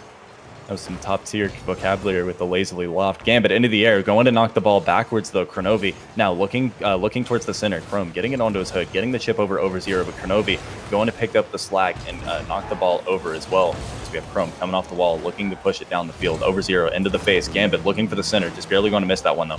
Vince knocking it down the pitch, gets the second touch over towards Chrome, but it doesn't quite connect. Gambit backing up for the ball. Vince looking for the center. It's going to be right in front of the center, but not quite where they need it. Fireworks almost got the finish, but not quite, as we now have the ball heading over towards G2's center as well. It seems as though there's been a whole lot of attack coming out from Reception, but they haven't been able to finish this game. Reception is not doing a very good job of making opportunities, and just, oh man, what a block from Zero, backflipping it out in clutch G2 defending style. But as I say that, the point you were trying to make, Reception is putting the ball onto G2's side, but they're not making it dangerous. It's not very hard to defend. They get the avid blocks. That last shot that was put on net was possibly the only chance that they had. Fireworks into the air, knocking it back into G2's corner as the ball's going to go towards the center. Kronovi stopping him out though. Fireworks into the air, looking for the finish. Kronovi up though, gets the epic save, and is going to find himself a savior match here in the last second of the map. As Vince now looked for the aerial, but he whiffed it just a little bit, and this first game is going to go in favor of G2. Yeah, it looks like G2 really wasn't, they didn't get the invitation for the Reception because they just had their own party, and they're putting shots on net, getting crazy pinches. Like even as offensive as a game it was for G2, they still managed to have 7 saves. And that comes down to Reception not doing a very good job of pressuring the net with quality shots. Like, they can put shots on net all day, but they're just going to rack up saves if they're not good quality. It's always really weird to see games like this where it seemed very one-sided by the score. Shots were even from both teams, and G2 much more saves. And of course, assist is going to go more in favor of G2 as well. And of course, goals as well. What do you think Reception's going to have to do to pull themselves back into the series? It's going to be tough because G2, when they're confident, they are very, very hard to beat. And recently, that's the one thing they've been lacking is confidence. Once they find their stride, once they find their passing lanes, they are very, very dominant. They're really going to have to shut them down in the midfield. G2 is still one of the teams, even formerly back when they were iBuyPower, to know how to pass the ball into the corners and get those redirects. They always have such vision downfield. And interesting to note today, Gambit is actually on the squad for this tournament. Lachinio still is in the tournament under a different team. So that's kind of speculation, but let's just get back into game number 2. Trying to do some conspiracy theories here. Gambit knocking the ball into the air. He's going to try to look for an early finish, but Vince gets the clear. 0 looking for the finish as well, but he's going to get beat out. Kronovi looking for the center as we have 0 just kind of backflipping there. Vince now knocking it out of the corners. 0 looking for an NA back pass straight into Gambit's face. Kronovi now off the wall, going Tobey Maguire style, but Chrome knocking it towards the center, and Fireworks with that beautiful finish. Chrome on the wall here contests Kronovi, and Kronovi actually plays it right into Chrome. That defensive positioning from Chrome was near mind-reader level because he was so far up on the wall. The way that Kronovi was approaching the clear, there was only one way he could have gone with it, and Chrome gets rewarded with a beautiful pass into the box. Finished well by Vince. Vince slamming the ball down the field. He's looking for the Fireworks actually looking for to get it just right back into the corner. Kronovi now on the ball. He's going to knock it down pitch. He tries to beat all of the other players, but doesn't quite find it. Is Chrome now coming off the wall? He's going to look for the center here, over towards Fireworks. Fireworks looking for the finish, but Kronovi once again with the save. Gambit now on the ball, pinches it down off of the ground, and 0 is going to look for the finish, but not quite as Chrome finds the save. Fireworks now on the possession here. He's coming off the wall, looking for the center. Kronovi just barely going to miss connection with it, and Gambit also going to miss it, but Kronovi gets to it just in time to make that save as well. Kronovi now on the ball. Fireworks knocking it immediately out of his face, and we're seeing a much more aggressive style from this Reception team. You say that, but there's really only been one opportunity. The rest of it has just kind of been a scramble.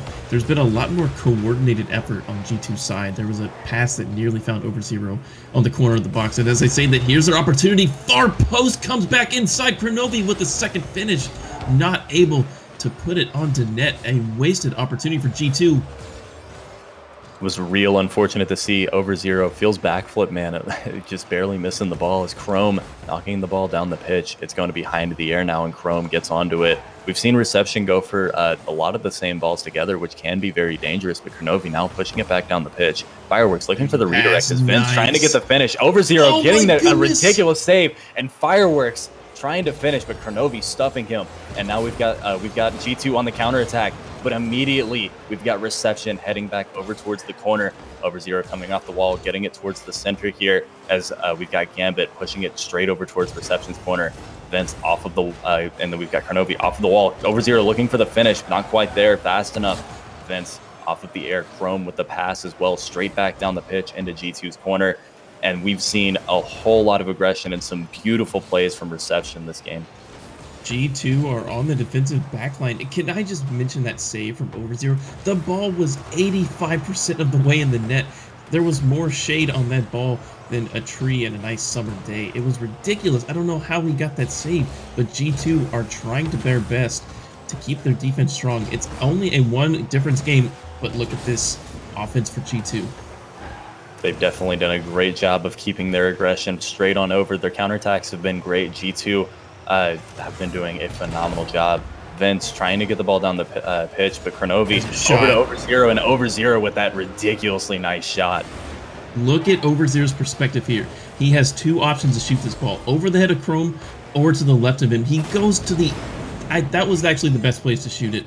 If he tried to angle it to the open, quote-unquote open, Chrome had boost. He was shading towards that way. He possibly could have made the save, but he put it so fast and so high over Chrome that the double jump option was completely taken away.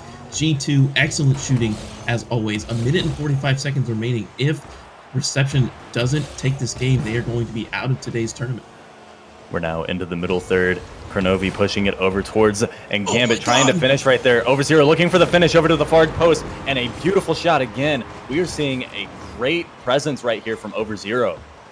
That redirect from Gambit created so much calamity in net that left Over zero with a very good shooting opportunity, and he takes it as well. One of the best shooters I've seen, knows where he needs to put it onto net, and that's twice we've seen in the last 30 seconds. He picks the spot perfectly.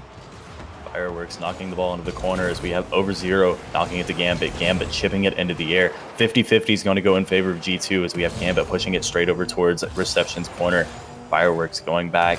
Gambit's going to stuff him on that 50-50 though, and Kronovi getting a back pass off of that as Chrome pushes it down the field, trying to take advantage of this opportunity here.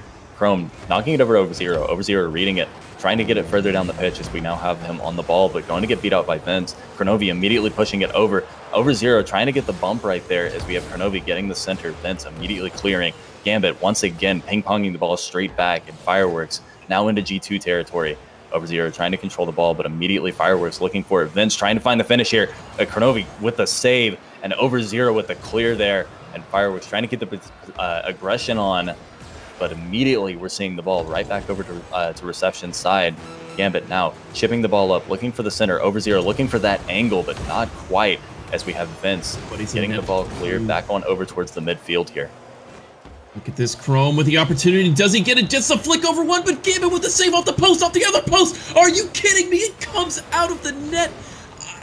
I'm at a loss for words and hit every single post in the goal. Are you kidding me, G2?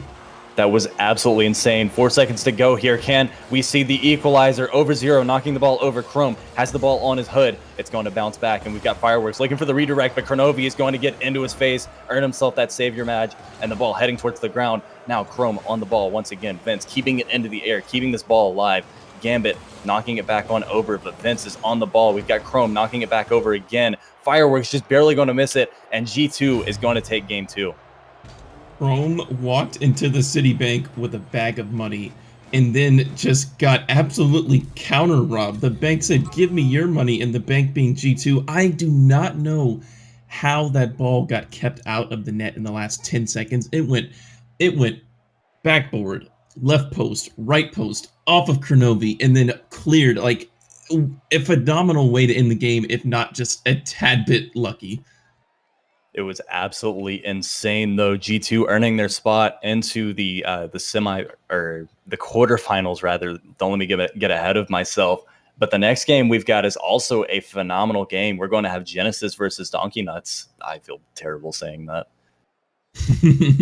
Yeah, these guys always want to give us some cringy names to say, but Donkey Nuts. If you didn't see them earlier in the tournament, we have a lot from Oh My Dog, and we have Greasy Meister from Flipside teaming up with Garrett G from Exodus. So a lot of the RLCS boys coming at you in the next match. I'm not sure if we are going to a short break or if that one is ready.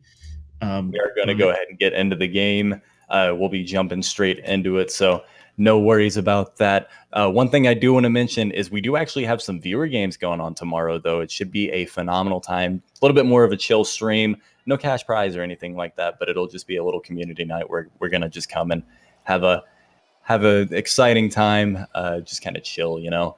And then along with that, we're also doing a raffle for Battle Right tonight as well. So you can do ! raffle to get entered into that. Yeah, and the Battle Right tournament is going to be on Saturday.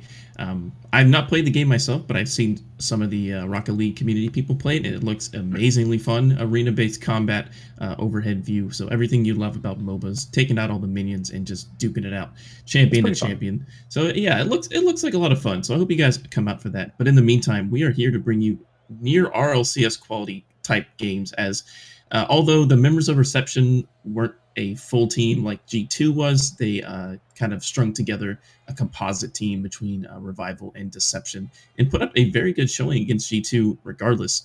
But going into the next game, I'm curious to know, do you think this full squad of Genesis is going to take down these monsters from over the other side of the pond in EU? You're going to make me show my bias, aren't you? You're going to make me do USA. All right. USA. All I'm saying is Genesis. That's all. That's all. Non-biased casting, everybody. Yeah, As you can see, our friend Tog here doesn't have any kind of favorite in this match. He's coming in with an open mind and an open premise. But we're waiting on these guys to get into the game. Again, type in !raffle. Find the Battle Right, guys. PRL is sponsoring every single kind of tournament. We have 1v1s, 3v3s, 2v2s. Check out our Discord and all our community sponsors and our moderators. Those guys are putting in so much work to bring you guys everything they can. And enough stalling. And it looks like we have everybody in the match, and we're just waiting for them to join up. It's going to be good. We've got a lot. Espeon, Pluto, and then we've got Garrett, Greasy Meister, Classics. This should be absolutely insane. I may have actually just messed up those teams, and I'm going to be crying to myself. I know that I just did, actually. If you missed last week's 3v3 tournament, you missed an absolute heck of a match, as Genesis managed to pull the game back and convincing overtime. They pulled the game back at 0 seconds and ended up winning the series against Vindicator GG. So I think we might have queued it onto Rumble in this match, and it looks like the players said they were down. Classics is ready. He's so ready for this, dude. Classics actually coming off of getting second place in the mid-season mayhem.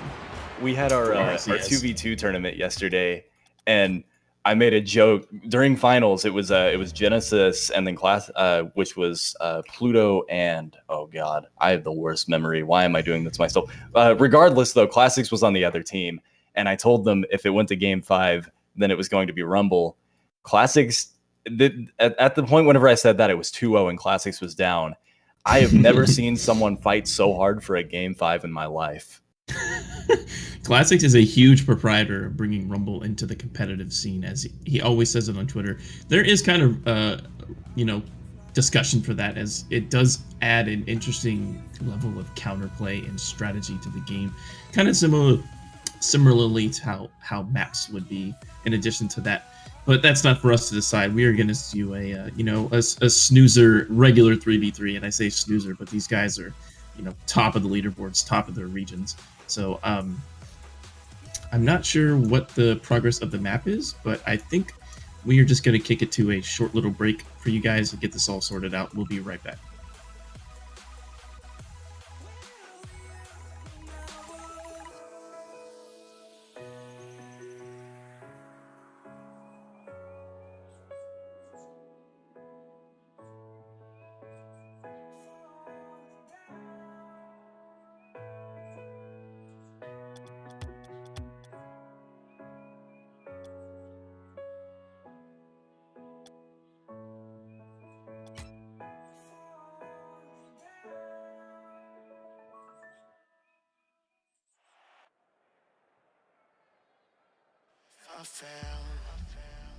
All right, so it wasn't too short of a break. We just wanted to give you the taste of the music before we brought you right back in. Everything should be good. Hopefully, we're in regular Rocket League now and not Rumble, much to Classic's disappointment, but we should be getting started any second here. One thing I did want to mention, though, that cute little graphic that a lot has right there, that's something that PRL made, and also Oh, not boy. all the players were here, so rip all of my hopes and dreams. Looks like Garrett didn't get the information on time and didn't join in the Genesis. It was too early they pulled the trigger too quick. Oh man, corralling players is like corralling chickens. You just try to get them all in one area, and they just scatter and start rambling on. Now we've got to put them in another coop too. It should be a phenomenal time as we wait. But we're gonna jump into a quick break, real quick. Give you a little bit more of that beautiful music to listen to. But we should be back faster than you can spell pneumono ultramicroscopic silicovolcaniconiosis.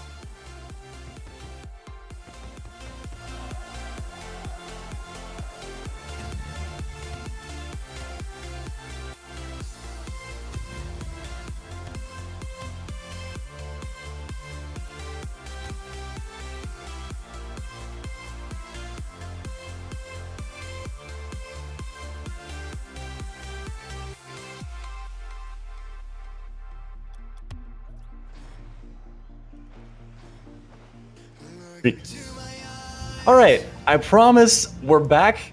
It's not Rumble. Everyone's here. I think we're okay now, Fickle. I don't know. At this rate, I think somebody's gonna break a leg and claim that they need a replacement. One of their tires falls off whenever the game starts. Regardless, we're in game here. Ball going to go in front of the Genesis goal, but Classics finding the save that he needs right there. And we've got the ball heading dangerously close. Still, Pluto coming towards the ball as Garrett rotates backwards. Pluto trying to beat out Garrett. Garrett getting the touch that he wants, though. Classics now heading down the pitch as we have the ball heading towards the dangerously close to the center now. It's going to get pinched right in front, but Greasy finding the clear as we have Espeon up into the air, pushing it towards the goal. And a lot actually missing the ball right there. Pluto looking for the finish, but Garrett going to find the clear. Greasymeister pushing it straight down the pitch. It's going to go back. Greasymeister looking for the finish, but not quite. And we've got Garrett, but Espeon with an epic save. What a defensive showing that we have from Genesis right there as we have the ball heading right back down over towards Donkey Nut's side. And they're once again on the aggression. And it just seems as though both teams are kind of just feeling each other out so far. That pre-jump from Espeon in the net saved the shot for him. He anticipated that a very, very tough shot was going to be able to save and he couldn't react to. He just pre-jumped and kind of floated there with boost and then using his second flip to actually make the save. That's a little bit of foresight when shots are coming in, but also very risky at the same time. As you mentioned, slower game to start off with than we saw versus G2 and Reception. But nonetheless, I feel like once these guys find their cylinders, they're going to be firing on all 8 of them.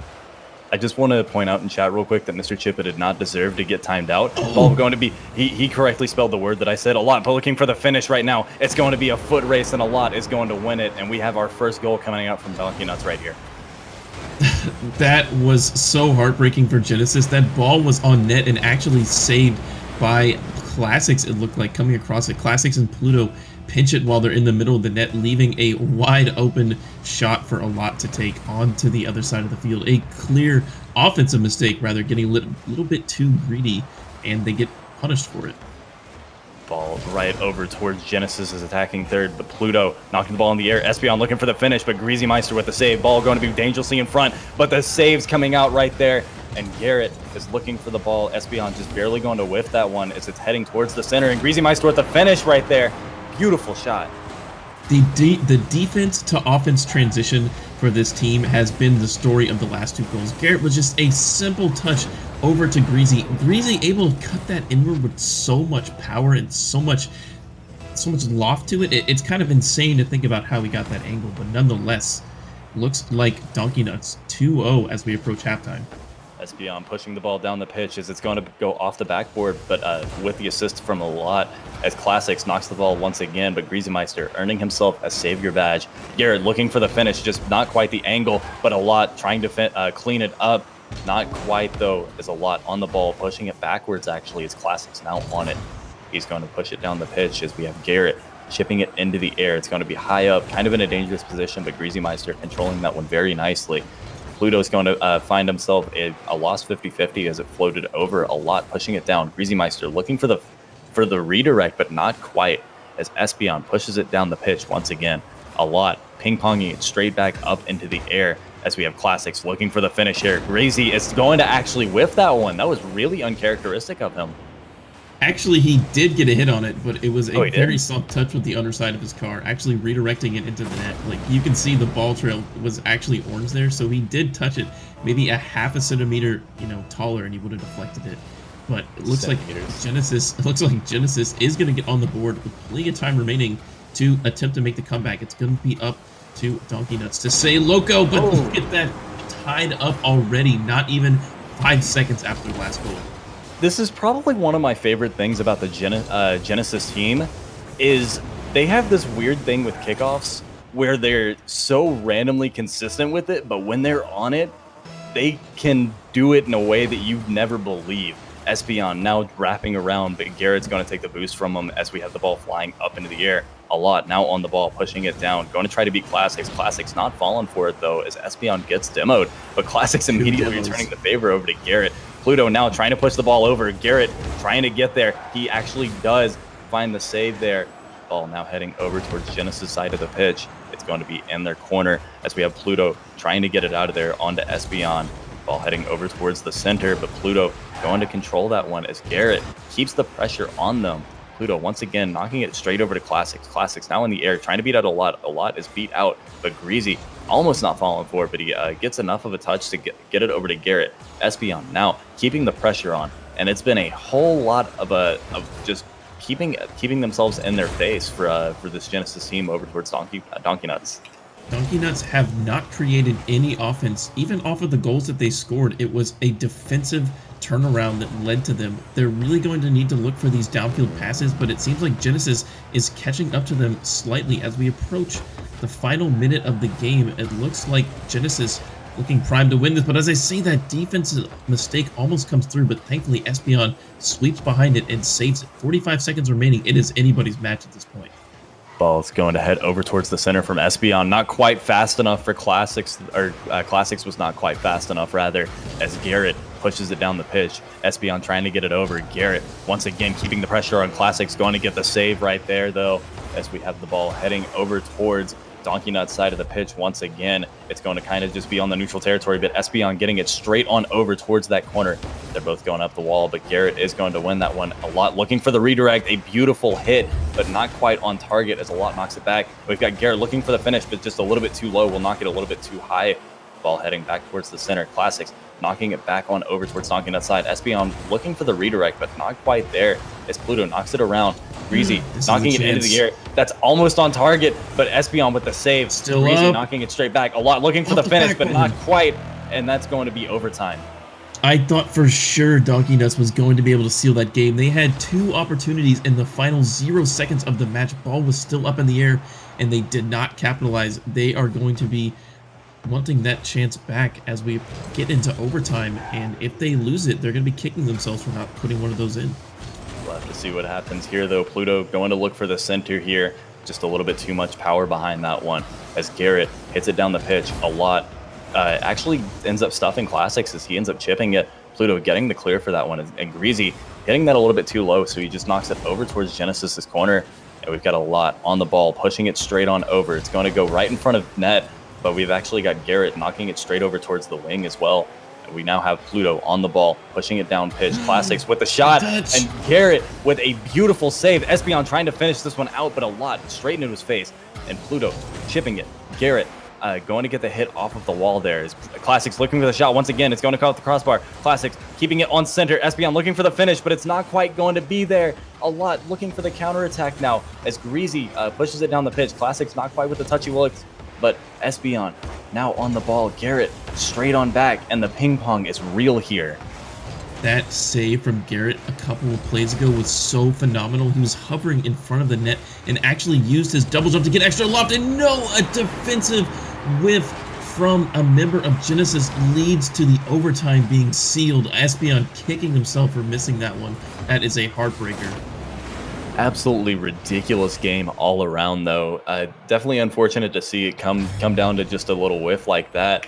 But whenever you look at the stats of this game, they were absolutely insane. Also, Garrett kind of just making the mistake of not using the Batmobile. That's probably what made Donkey Nuts out of this one. But 12 shots coming out from Donkey Nuts versus the 13 that Genesis had. A ridiculous amount of aggression from both teams, you can tell. And then the amount of saves is nothing to look away from either, as we had 6 from Genesis and we had 8 coming off of Donkey Nuts side.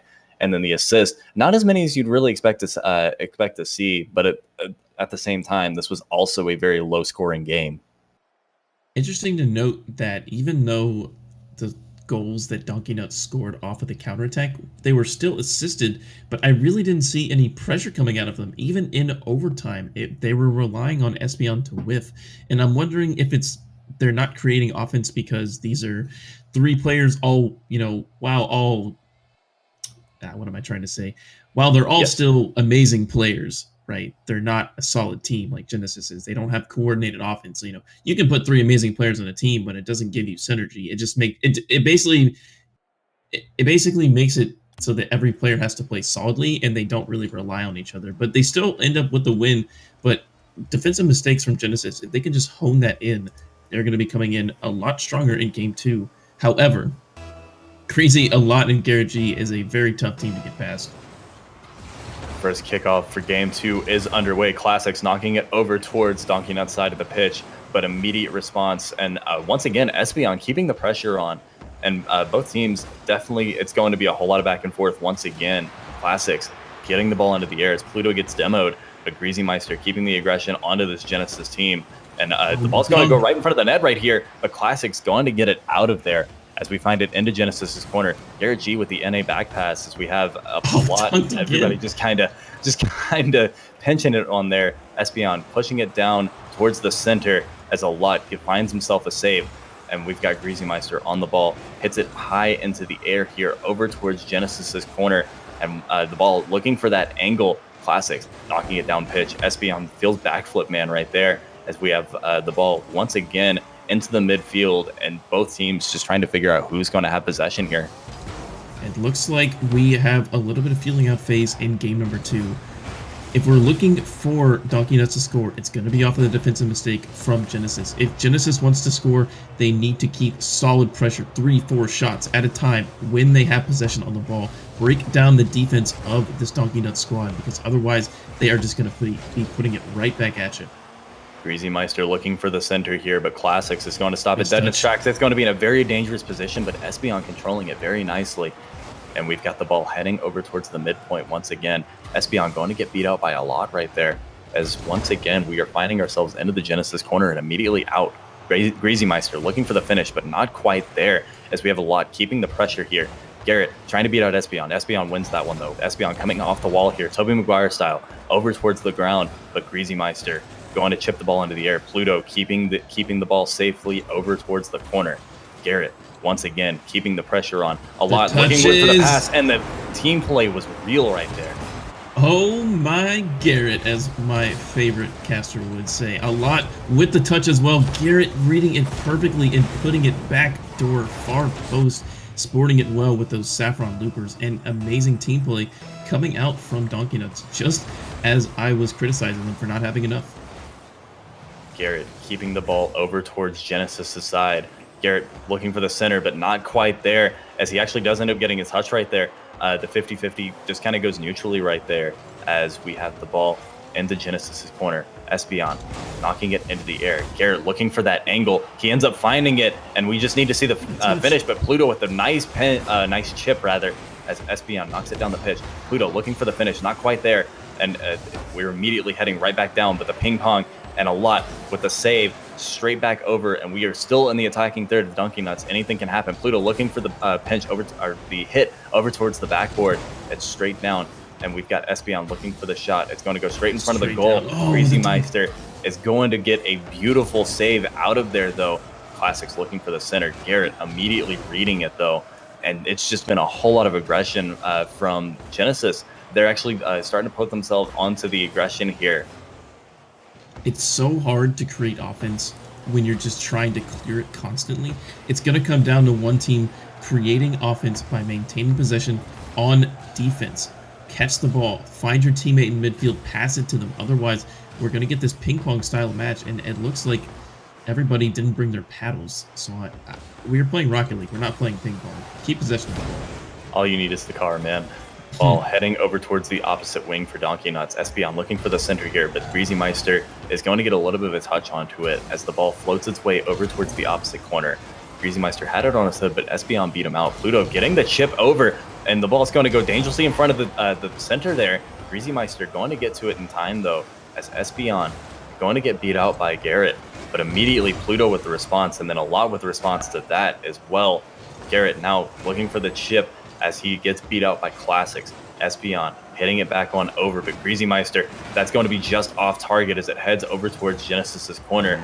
Classics hitting the ball, trying to get it out of trouble, and Espeon making sure that he makes it double. Garrett G protecting the world from devastation, and we're going to go back one over towards Genesis's corner here. Are they going to unite all nations? Potentially, yes. Well, 44 seconds remaining in game number 2. If Genesis does not manage to overcome this 1-goal differential, they will be knocked out of today's PRL 3v3 tournament, and they were last week's champions. So dethroning the former week's champions will be Donkey Nuts if they manage to seal this up. 25 seconds remaining. It's going to be very close towards the end. The ball now heading over towards Donkey Nuts side of the pitch. We've got Pluto looking for that angle. Greasy Meister keeping it out of the way, though, as the ball is once again onto Donkey Nuts' corner. Ball heading down the pitch as well. A lot looking for the pinch. Whoa, what a shot! Greasy and a lot pitching it between their cars, generating a 93-mile-an-hour shot. I think that's about 160 in kilometers, but impressive shooting, if not just a little bit fortunate. A 2-0 lead, 7 seconds remaining. I think they just broke the gravestone for Genesis in this tournament. With 1 second to go, this one's going to go in favor of Donkey Nuts as well. A beautiful second game as the ball finally finds its way to the ground. That was crazy, man. Thinking about those last 2 games we just saw, the defense from Genesis looked so much better in game number 2. Although they got scored on twice, both goals were absolutely earned and not a defensive mistake from Genesis. The problem in that game, Genesis just could not get the ball over the net fast enough to beat out Donkey Nuts. Several times it stalled above the backboard, very lazily gave Greasy and Alot and Garrett time to go and clear the ball. Otherwise, Genesis's passing was on point. A little bit too slow, if I had to say so, but Donkey Nuts managed to scrap out and beat former PRL 3v3 champions. So we are going to have a new champion this week, boys. I'm just crying a little bit because Genesis lost. I mean, what's the point anymore? I need you to hold me for a second. But looking forward towards the next game, so before my tears start to flow, we've actually got I'm not sure if you've heard of this team before. They're a little team, kind of underrated if you ask me. We're going to have G2 versus Leviathans. Should be a phenomenal game for you. I'm curious to see the members of Leviathans, because it is going to be one of our semifinals, I think. It is indeed. We just saw G2 2 series ago, and they actually are playing with Gambit today. I know Lichinio and a couple of other name brand players are lurking out there somewhere in the bracket. This might be their team. I'm not too sure. If somebody can update me in chat or the bracket. I think if you do / bracket, you will see who is playing today. But otherwise, I think we're going to send it to a quick little break, guys. Remember, you're just lying to everybody today. I can never, when you're a caster, it's so hard to tell the truth because it just gets put right back in your face if you try to make any kind of valid point. The best thing you can do is just stop talking altogether. Oh, well, then you can't do that, though, because you're casting. And I mean, then everybody won't be able to hear your beautiful voice. I stopped talking. Rest in peace, Fickle. Apparently, this is going to be a solo cast for the rest of the day as we have G2 versus Leviathans. Let me be 100% honest with you.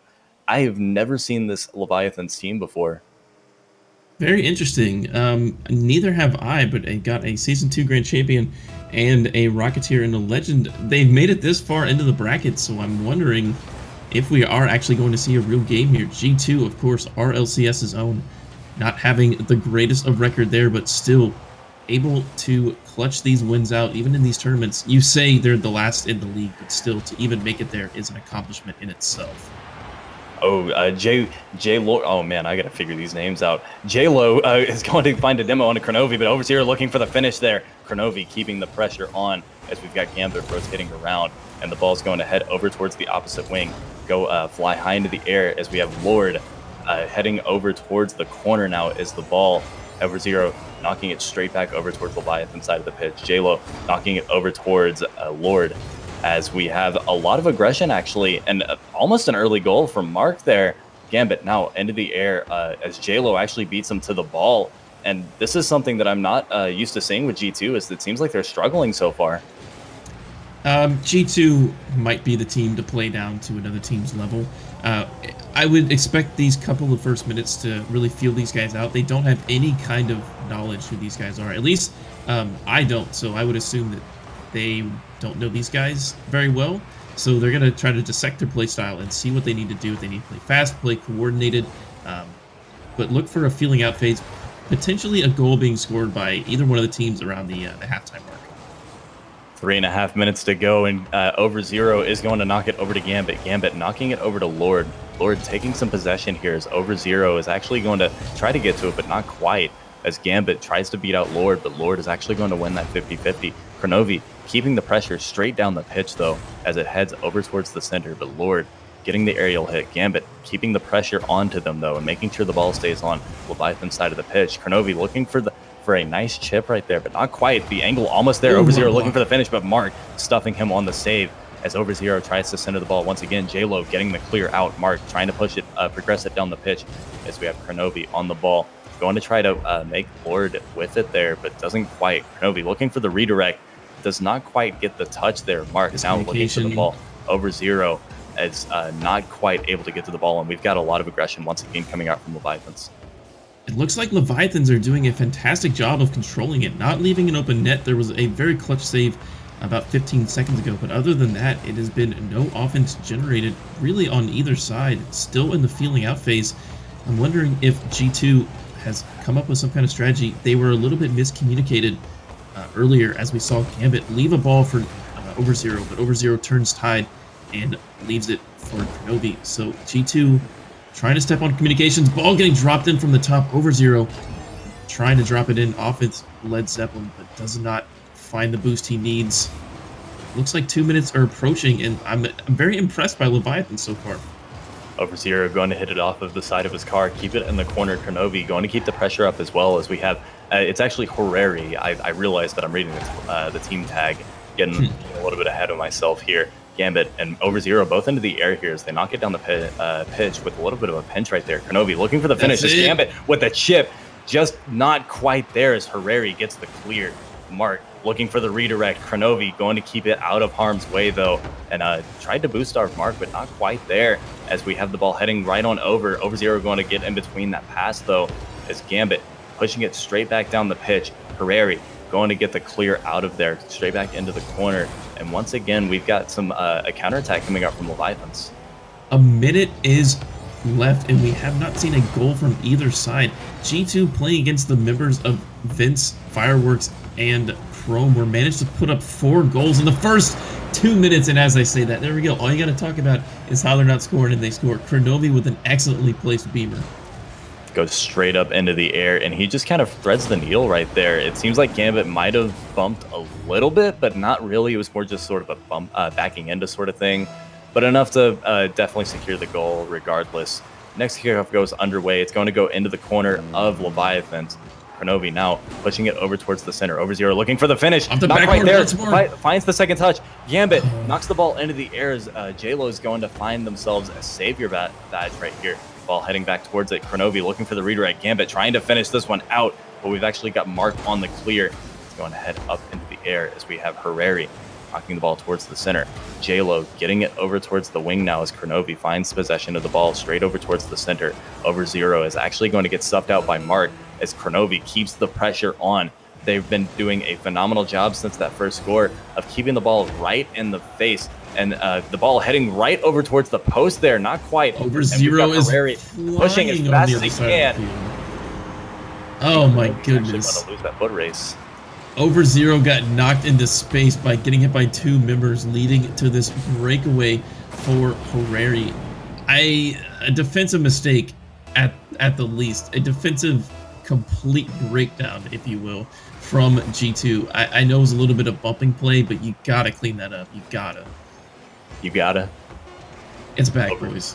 Over zero heading into the corner here is Kronovi now into the air, getting the save out of there. Over zero pushing it further down the pitch. Score is 1-1. Let's see if we see a 1-second goal here as we see Gambit keeping the pressure on. Herrera up into the air, but Kronovi looking for the finish, and Gambit with a beautiful shot. The complete auto cam fake focuses on Over zero going for the ball, and Gambit is just waiting patiently right on the goal line and finishes at 0 seconds in clutch fashion. I can't believe G2 won that game after that last goal that was just scored on them. Fortunately enough for Leviathans, though, that was only game 1. They can still come back into this. And just to let everyone know, this is the semifinals, so everyone is fighting for a chance to get into the finals and find themselves with that $150 rather cash prize. And again, I was actually very impressed by Leviathan's defense and the way they were able to contest G2 in midfield. They weren't scared to go for the ball. They were not playing passive and letting G2 shoot. The goals that G2 scored were mostly earned. However, the last goal was a very, very tricky backboard bounce that the members of Leviathans did not correctly read. However, Gambit was there to put it in off of OT, but an insanely close game as the scoreline does not determine it. Whole lot of shots coming up from G2, though. It definitely, whenever you do look at the scoreline, it looks like it was a very in control game from G2. We'll just have to see what happens in the future here for Leviathans, as they definitely held their feet and figured out a way to at least score a goal. So I guess there's that. I'm interested to see if Leviathans can keep this up going into game number 2, because once G2 finds their seam, once they find their rhythm, they keep chugging along like the steamboat and the train that they are. So I'm anticipated to see, once G2 gets on the board, if they get on the board within the first minute or minute and a half, I expect a wide open score margin in game number 2. Over zero with a nice hit towards the net, but J-Lo finding the save. Ball now going to behind the air as we have Kronovi looking for a center here, but it's got just kind of float its way over towards the other corner. But we've got a lot of aggression coming up from one player towards 3. Mark now has the ball on his hood, tries to beat out Over zero, ends up bumping him. The ball heading now towards the center as we have J-Lo looking for the shot, just a little bit too high there though. As we have Kronovi coming off the wall, heading it towards the goal. Over zero looking for the finish here off the freestyle, but it's not quite going to be there as Gambit now on the ball, but Mark is going to beat him out. Going to go high into the air. Over zero putting it towards the center. Gambit with the NA back pass there as Kronovi now into the air, pushing it over towards Leviathan's side, but Leviathan's immediately responding with their pressure of their own. Herrera now heading over, but we've actually got Over zero keeping it out of harm's way. Herrera once again on the ball, but it's immediately going to get responded to, and it's flying down over towards Leviathan's corner. Mark chipping the ball into the air. He's going to look for the second touch, but Kronovi is going to beat him there. The ball heading dangerously close to the center there as Over zero finds his way to the ball. J-Lo with a clear as the ball is still within the corner, still within scoring distance for G2, and Over zero with a shot. Nice little slow chip straight over Leviathans. Chip, yes, this was completely calculated by Zero. Drives around, waits for that bounce. That is a 1v1 shot if I've ever seen it. Waiting for that subtle bounce to get absolute power where you think it does not come from. That is impressive shooting from Zero, and we've seen that so far from him in this tournament. We're now into the corner of G2 here as we have Gambit looking for the ball, going to actually whiff it on that one though, as Kronovi backflipping to just kind of find his way back. Over zero clearing that out, and he's going to head over towards the goal. It's going to be a foot race now as he tries to get the ball, and he does indeed find the ball there on that overextension.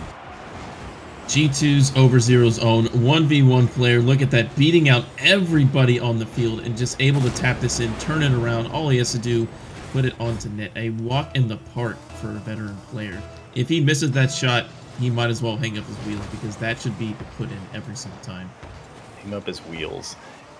Anyway, ball heading over towards G2's corner. It's going to be dangerously close there, but Kronovi is going to control that.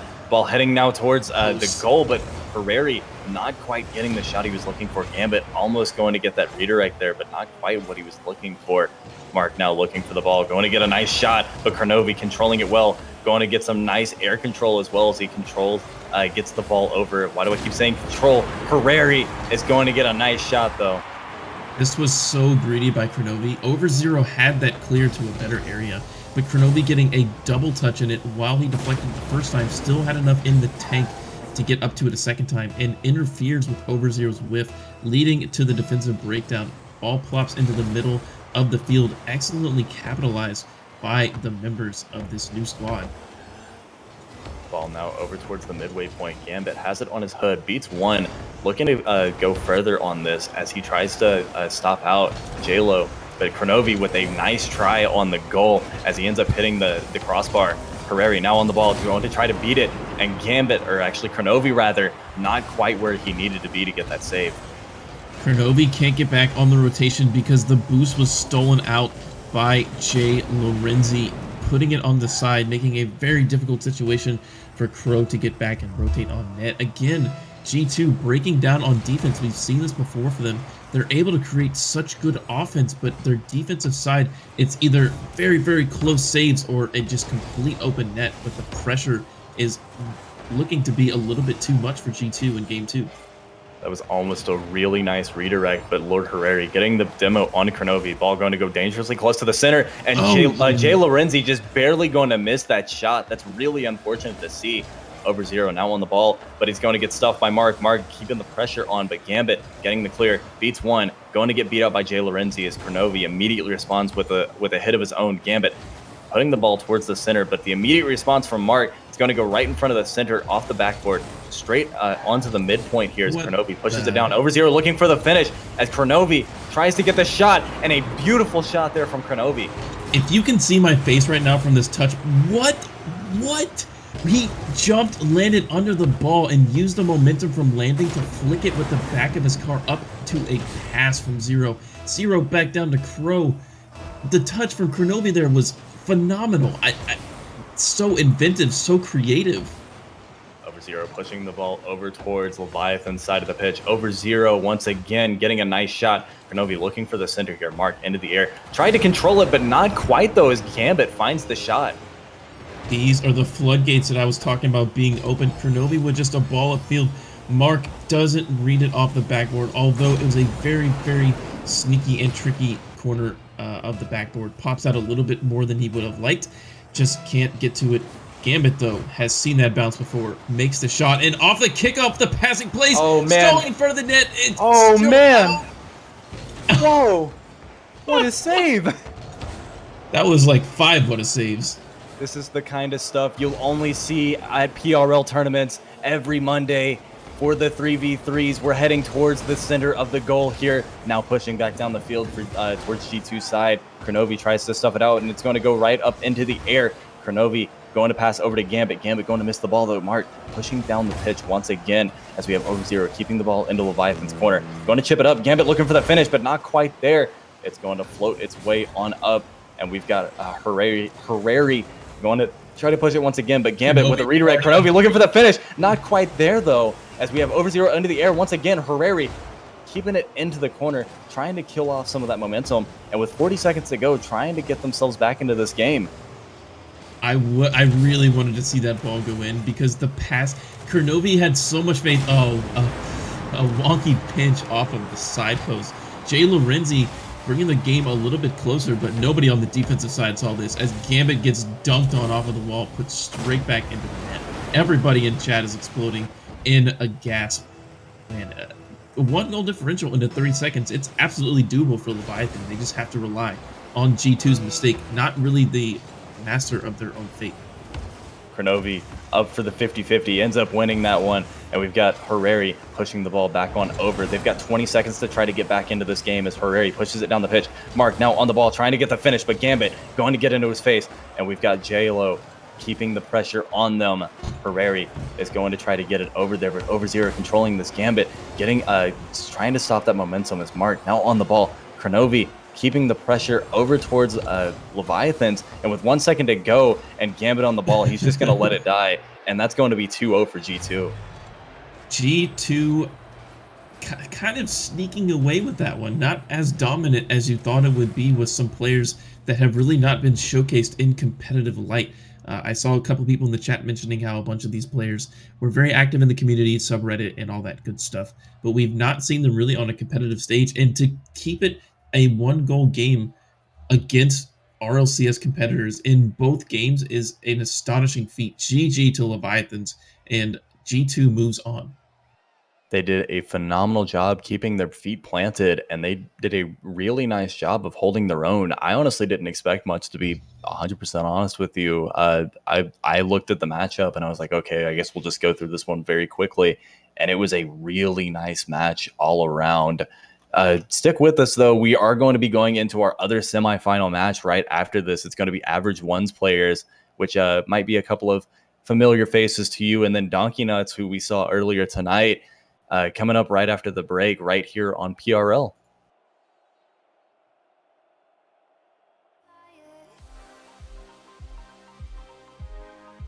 Heart on fire. Set my heart afire.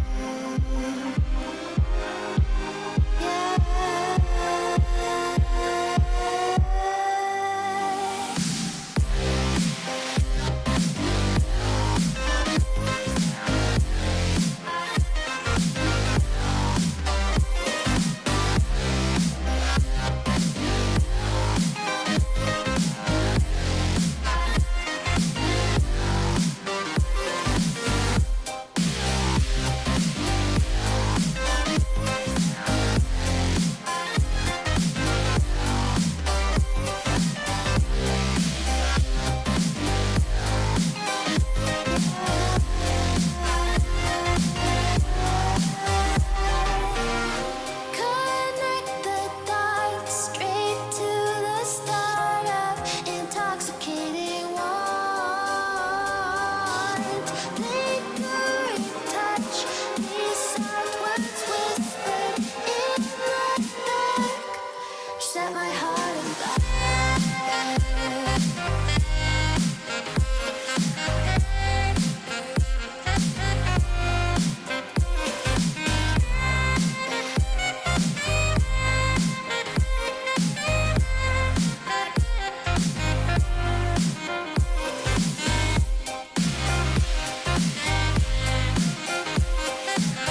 Once again, ladies and gentlemen, and refrigerators, whatever you identify as, we are back. I guess it's 2016. I can't really just assume at this point, but we are back with another semifinals match. It's going to be Average Ones players versus Donkey Nuts. We have got a great game on our hands for you, and we should be jumping in any moment now. How you feeling, Fickle? I mean, these team names are absolutely stellar. Donkey Nuts being a lot, Greasy, and Garrett G. And then, you know, some Average One players, they only have Dapper, Lachinio, and Squishy. That's like about as mediocre as you can get for a team, in my professional opinion. But getting right into the game, I'm gonna give our nice play-by-play caster Tog just a little bit of a break. It is so tiring being a caster. I'm gonna handle the play-by-play duties for the rest of the games, as we have Squishy putting a shot on the net off of the post. Doesn't get blocked out. Dapper up on the wall, plays it to where Garrett G is looking. Garrett G down in the middle, a lot with a ton of space here. Plays a long clear towards the backboard. Bended out by Lachinio. Ball back in the middle. Greasy with a shot. It's going to hit the post. Dapper plays it down once more. Lachinio in the corner. Blocked out. Here comes Squishy with a lofty touch. Backboard comes straight down. Squishy, only one being able to read that ball, and Average One players strike first. He did a very good job at that as well. He saw the chip and saw the angle that it was going at, did a really nice job of reading it as fast as he could, made it to the goal, and hit an absolute screamer straight in. Average One players showing that there are some champion level 3s players. This is not a 1v1 tournament, but we do have a 1v1 tournament as an aside. Anyway, getting back into the game, looks like Garrett and the squad of Donkey Nuts are going to have to do a little bit better on the defensive side, as that one was able to be put in with a little bit of ease. Dapper with a mistouch here, grabs full boost and recovers well, but ball in the middle, put on the net. Only Squishy in the net, but Lachinio with a clutch block on the member of Donkey Nuts. A lot playing it downfield. Nice pass to Greasy. Greasy opts to clear off to the side. A shot from Dapper. Off of the backboard and put in by Squishy again. Backboard is Squishy's home. 2-0 for average one players.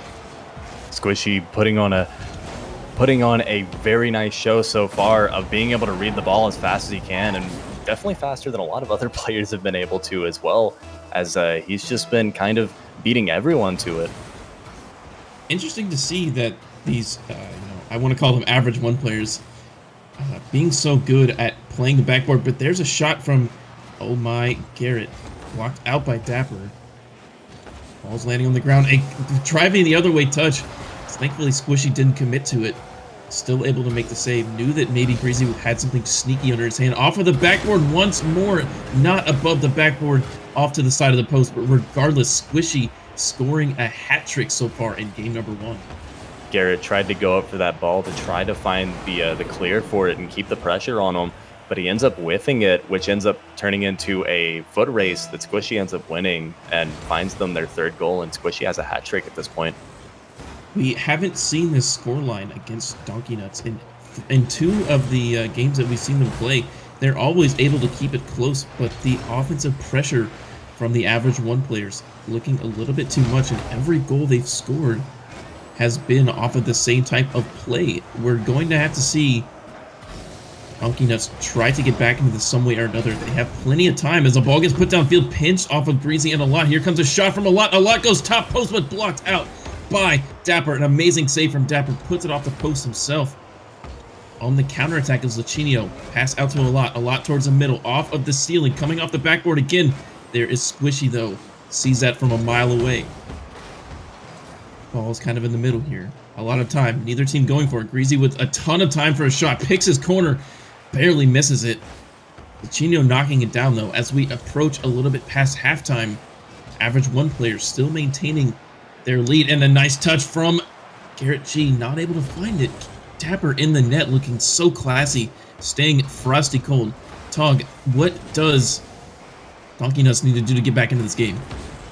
It definitely seems like they're trying to get the aggression that they really need, but whenever it comes down to it, they're so far spread out that whenever a player gets down and is able to get right in front of the goal, there's no one there to capitalize off of the assist that's made, other than this ball that's flying directly over, but Lachinio with a beautiful save right there. The ball going to be right in front of the net, and once again, Garrett with a shot, but we've got a beautiful save once again from average one players. I want to see what the number of saves for Dapper is right now, but we're going to wait till the end of the scoreline.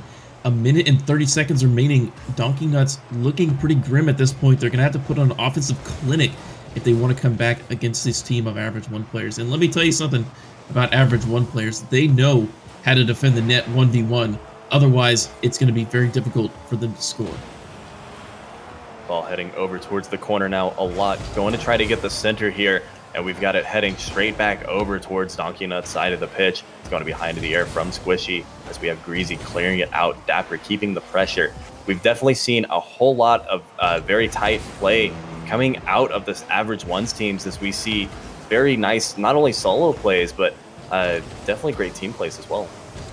It's interesting to see that the members of Donkey Nuts are creating passing opportunities, but it's either Squishy or Dapper playing very patiently in the net, not jumping for it as soon as they see the ball coming downfield. They know they're looking for that pass, and they're able to defend it every time in this game. Look at this, but except for that one off the post. Couldn't get much faster than that as the shot from A Lot bangs off the post into the far corner. 28 seconds remaining. It looks like Donkey Nuts is going to drop game number 1.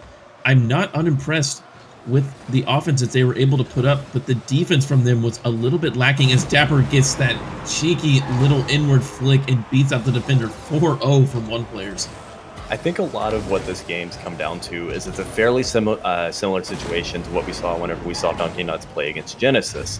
It's just, at this point, the individual skill alone is not going to be able to carry Donkey Nuts anymore. And we're seeing average ones players being able to put on those ridiculously nice team plays, along with some nice solo plays as well. But I think that that's real. The synergy is what it's really coming down to here. The team plays from Donkey Nuts were so much better than the team plays from average one players, but the defense, I cannot stress it enough, from Greasy, Garrett, and A Lot absolutely lost in that game. Can't defend the backboard, letting it drop down.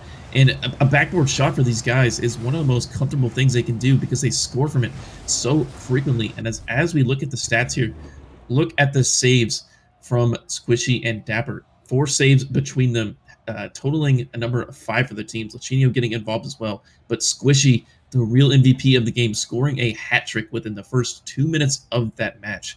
Donkey Nuts really have to do their best to get back into game number 2.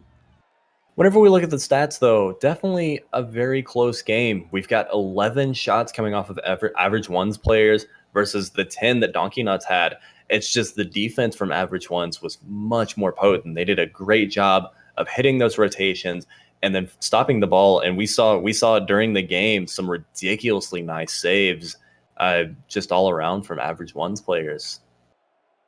Something that we always have to mention, Greasy and a lot over on the other side of the pond, having to manage with the 100 plus, 110 plus ping.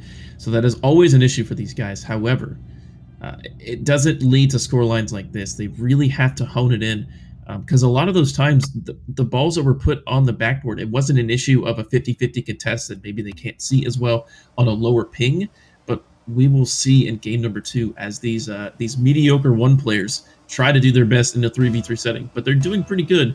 Already up 1-0 in this game. I mean, So part of the reason ahead. might be that NA players are better than EU Kappa.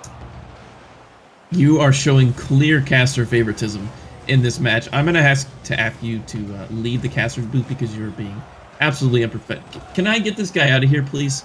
He's making a sham of this tournament we're trying to run. I'm just kidding, Todd. I love you. Getting back into the match.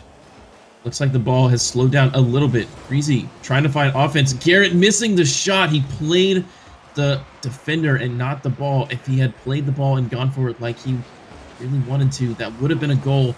However, you are expecting players of this caliber to make that hit every single time. Dapper on the wall with full boost. Not getting it around the defense. A wonky bounce from Lachinio. Still plays it up onto the corner. Not put out by Garrett. Having a lot make the pinch. Downfield. Squishy with possession. Trying to get the win over Greasy. Greasy just sits there like a stone and lets Squishy play it over the top of him. Ball is on the side of average one players. Scrambling back onto defense. 2 players up for average ones. This could be a scoring opportunity for Donkey Nuts. Garrett trying to find the insane redirect. Offensive pressure still on. A lot with a shot on net, and Lachinio can't get back into the net on time. Donkey Nuts finding their first goal of the series. Lachinio just an arm's length off of that save, though. He went around for boost and just not even a half second, a tenth of a second from being able to find that save. Interesting to see. Both players went up for that. Donkey Nuts able to capitalize well, so maybe they need to rely on the defensive mistakes from average one players, but they're going to be few and far between as these guys have played their fair bit of defense. Look at this. Squishy maintaining possession, trying to go for 1 touch, 2 touch, 3 touch over the members, forcing every single member of Donkey Nuts to go up for the save. Don't get punished for it, though. Greasy with an insane pinch, trying to center it. Does center it, but on the other side of the field, it's going to hit the backboard. No, it's not. Squishy denying the backboard hit. One of the most important things you can do at the high level. Don't ever let that ball hit the backboard, or else these guys are going to pay for it. Far post doesn't go in. A lot contesting Dapper. Dapper off of the sidewall. Greasy with a hot shot into the middle. Again, defended by Squishy. I'm almost sure that Squishy was bitten by a radioactive spider, making all these wall clears, dog. Well, you know, Squishy's going to squish the ball with the squisher, but we've got the ball heading back down towards Donkey Nuts. Squishy has been doing a really nice job, though, all jokes aside, of playing off of that wall, just like you said. And it's something that a lot of people have a lot of trouble with, and as soon as you can do what a weird shot coming up from Greasy Meister right there. But as soon as you're able to do it, it's something that makes you so much more potent of a player. Greasy just barreling forward with all his momentum, manages to dunk it haphazardly over the top of the member of average one players. A little bit of a lucky goal, if you will. You know, there's no such thing as luck in Rocket League, but sometimes you can accredit it. It is a physics-based game, but situations like that, you can't help but to feel robbed. 2 minutes and 20 seconds remaining in game number 2. Remember, this still is a best of 3 as we only go best of fives as we get into the finals. So if Donkey Nuts is able to maintain this, they are going to take it to game number 3 if Average One players manage to make this insane 2-goal comeback. They will move on in the bracket. But here comes Lachinio off of the wall. Ball centered nicely. A little bit too far, but Dapper knocks it down. Garrett getting dunked by Squishy. Lachinio again into the box. Greasy with a ton of time. Puts a shot on the net. Looks a little bit too high. Dapper on the wall. Gets 2 touches. Impressive control from Dapper. But a shot putting put on net. A lot with a backflip. Garrett in the middle. Greasy with a shot, but cannot contest it fast enough. A lot again with a shot. Dapper again with the save. Impressive defense as always from Average One players. But they have to get to the other side of the field. No, look at that. No one in net. Cannot believe Donkey Nuts didn't score there. 1 minute and 20 seconds remaining. What is Average One's going to have to do, Tog, to get into this game? I think that they're just playing a little bit too fast for what they're wanting to do. They're trying to rotate. Okay, they're doing everything perfectly. Dapper, yeah, doing a phenomenal job, and I'm just gonna leave now. The whiff from a lot really confused Greasy there as he was positioning himself to go chase the ball that he would have hit. Otherwise, Garrett being left in the net to defend a 2-on-1 situation, you can't do that every single time as that pass was hot. It was above the net, leaving Garrett quaking in his, his little tires on the goal line. As we approach a minute, the game is a 1-goal differential. If Donkey Nuts holds on, they're going to take it to game number 3. It's real close, though. That was a real nice save coming off of Dapper as we have the ball heading down a lot, looking for a redirect, but not quite. And we see a shot coming up from Greasy Meister. Dapper going to find the save, though. Ball heading down the pitch once again.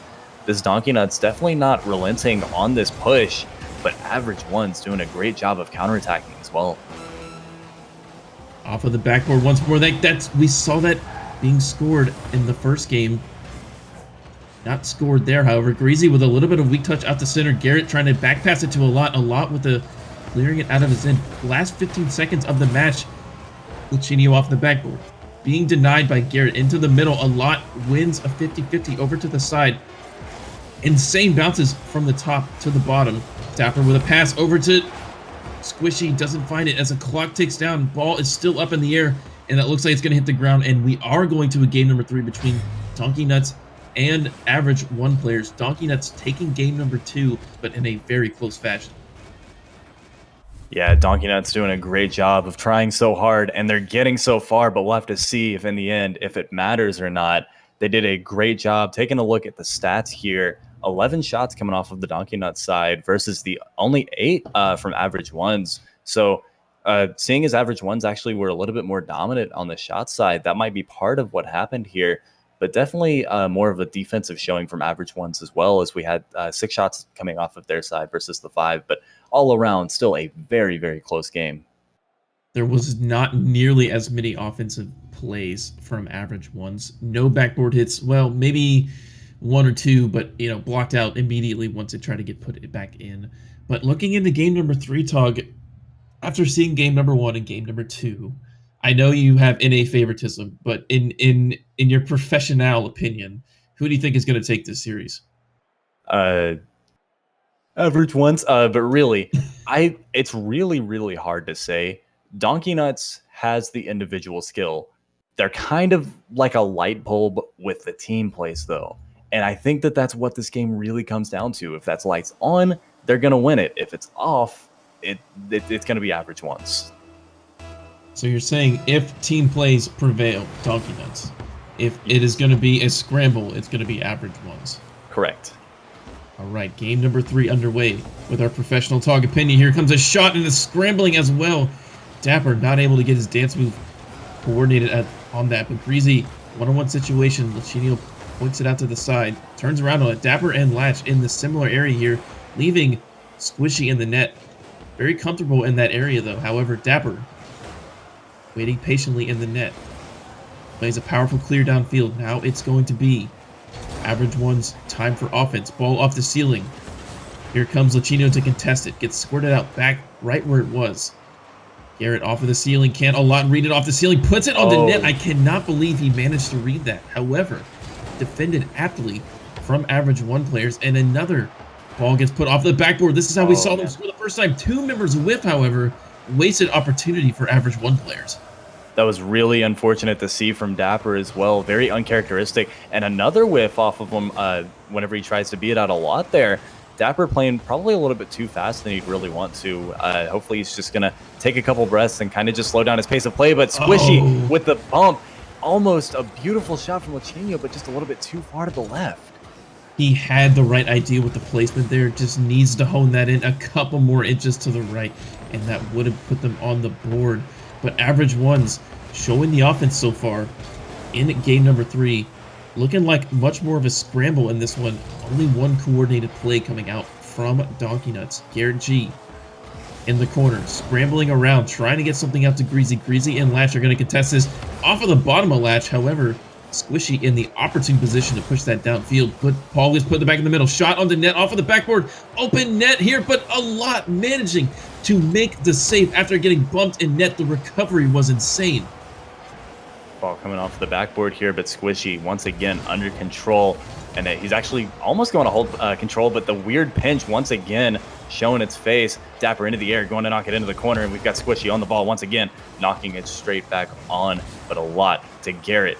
Garrett to the wall, and we've got Greasy with a shot here just a little bit too high. Squishy clearing it out, and both teams, a lot of back and forth once again. Something we've been seeing all night from a lot of our teams, just a whole lot of back and forth. Yeah, these teams in this do or die situation, remember, the team that loses this game is going home. The winner goes on to grand finals, I believe. So it is a complete do or die situation for both of these guys. They don't want to make any kind of mistakes and are therefore playing a little bit more cautious when it comes to offense. As we see that, Garrett G not reading that ball off the wall very well. Getting played a fool. A lot to the corner. Squishy there to put it right back in. But here comes Garrett with a hard clear downfield. Returned by Lachinho. A lot to Garrett. A little bit too tough for Garrett to get.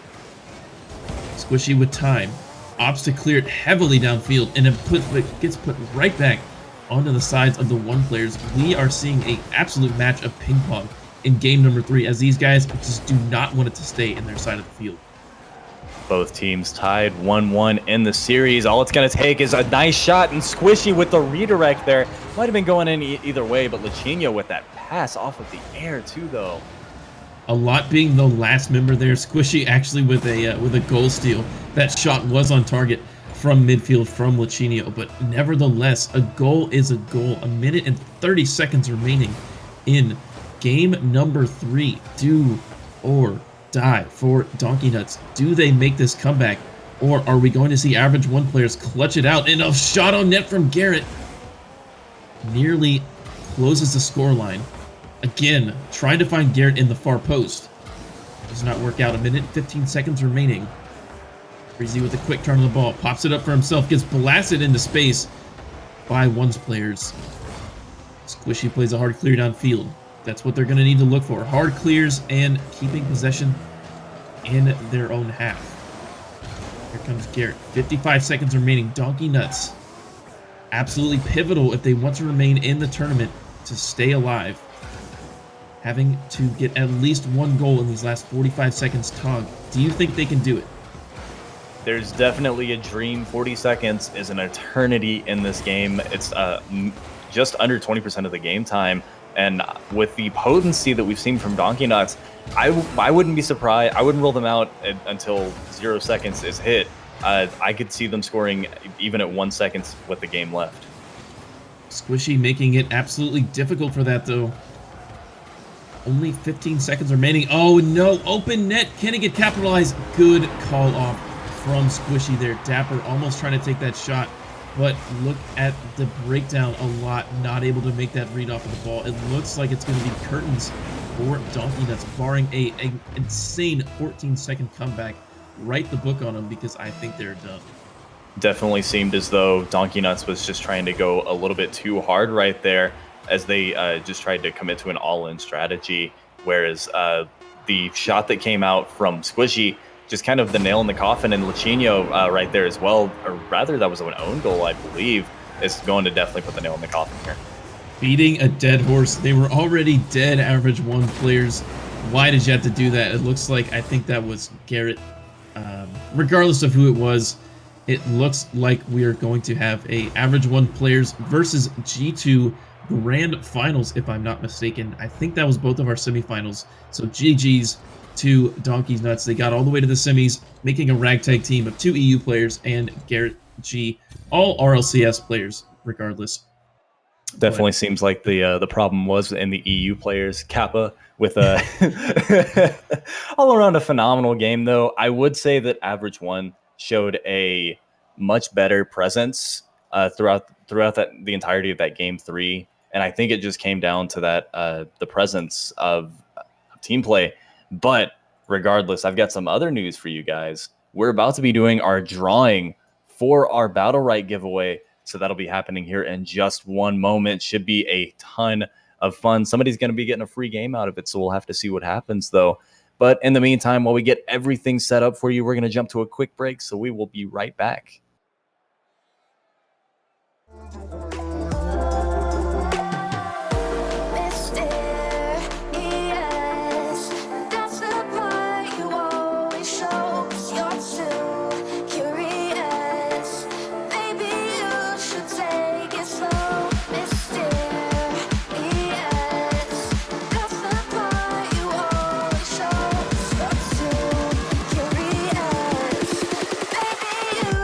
Take it slow.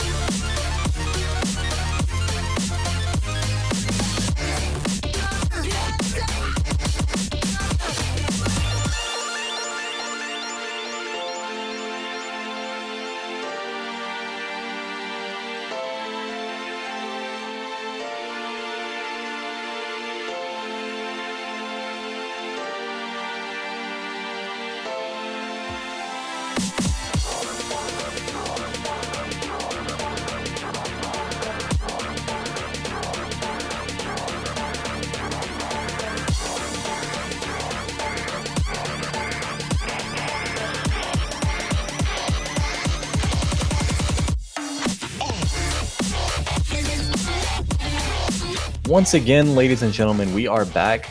I should be getting the news of who wins the raffle here any second now.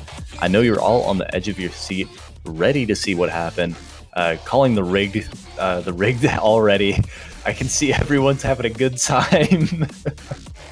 Yeah, and as you guys are waiting in the chat, remember that we are having more tournaments for Rocket League. Not only 3v3, but 1v1s and 2v2s later in the week. Sunday for 2v2, 1v1 I believe is Thursday, but go ahead and type !Discord.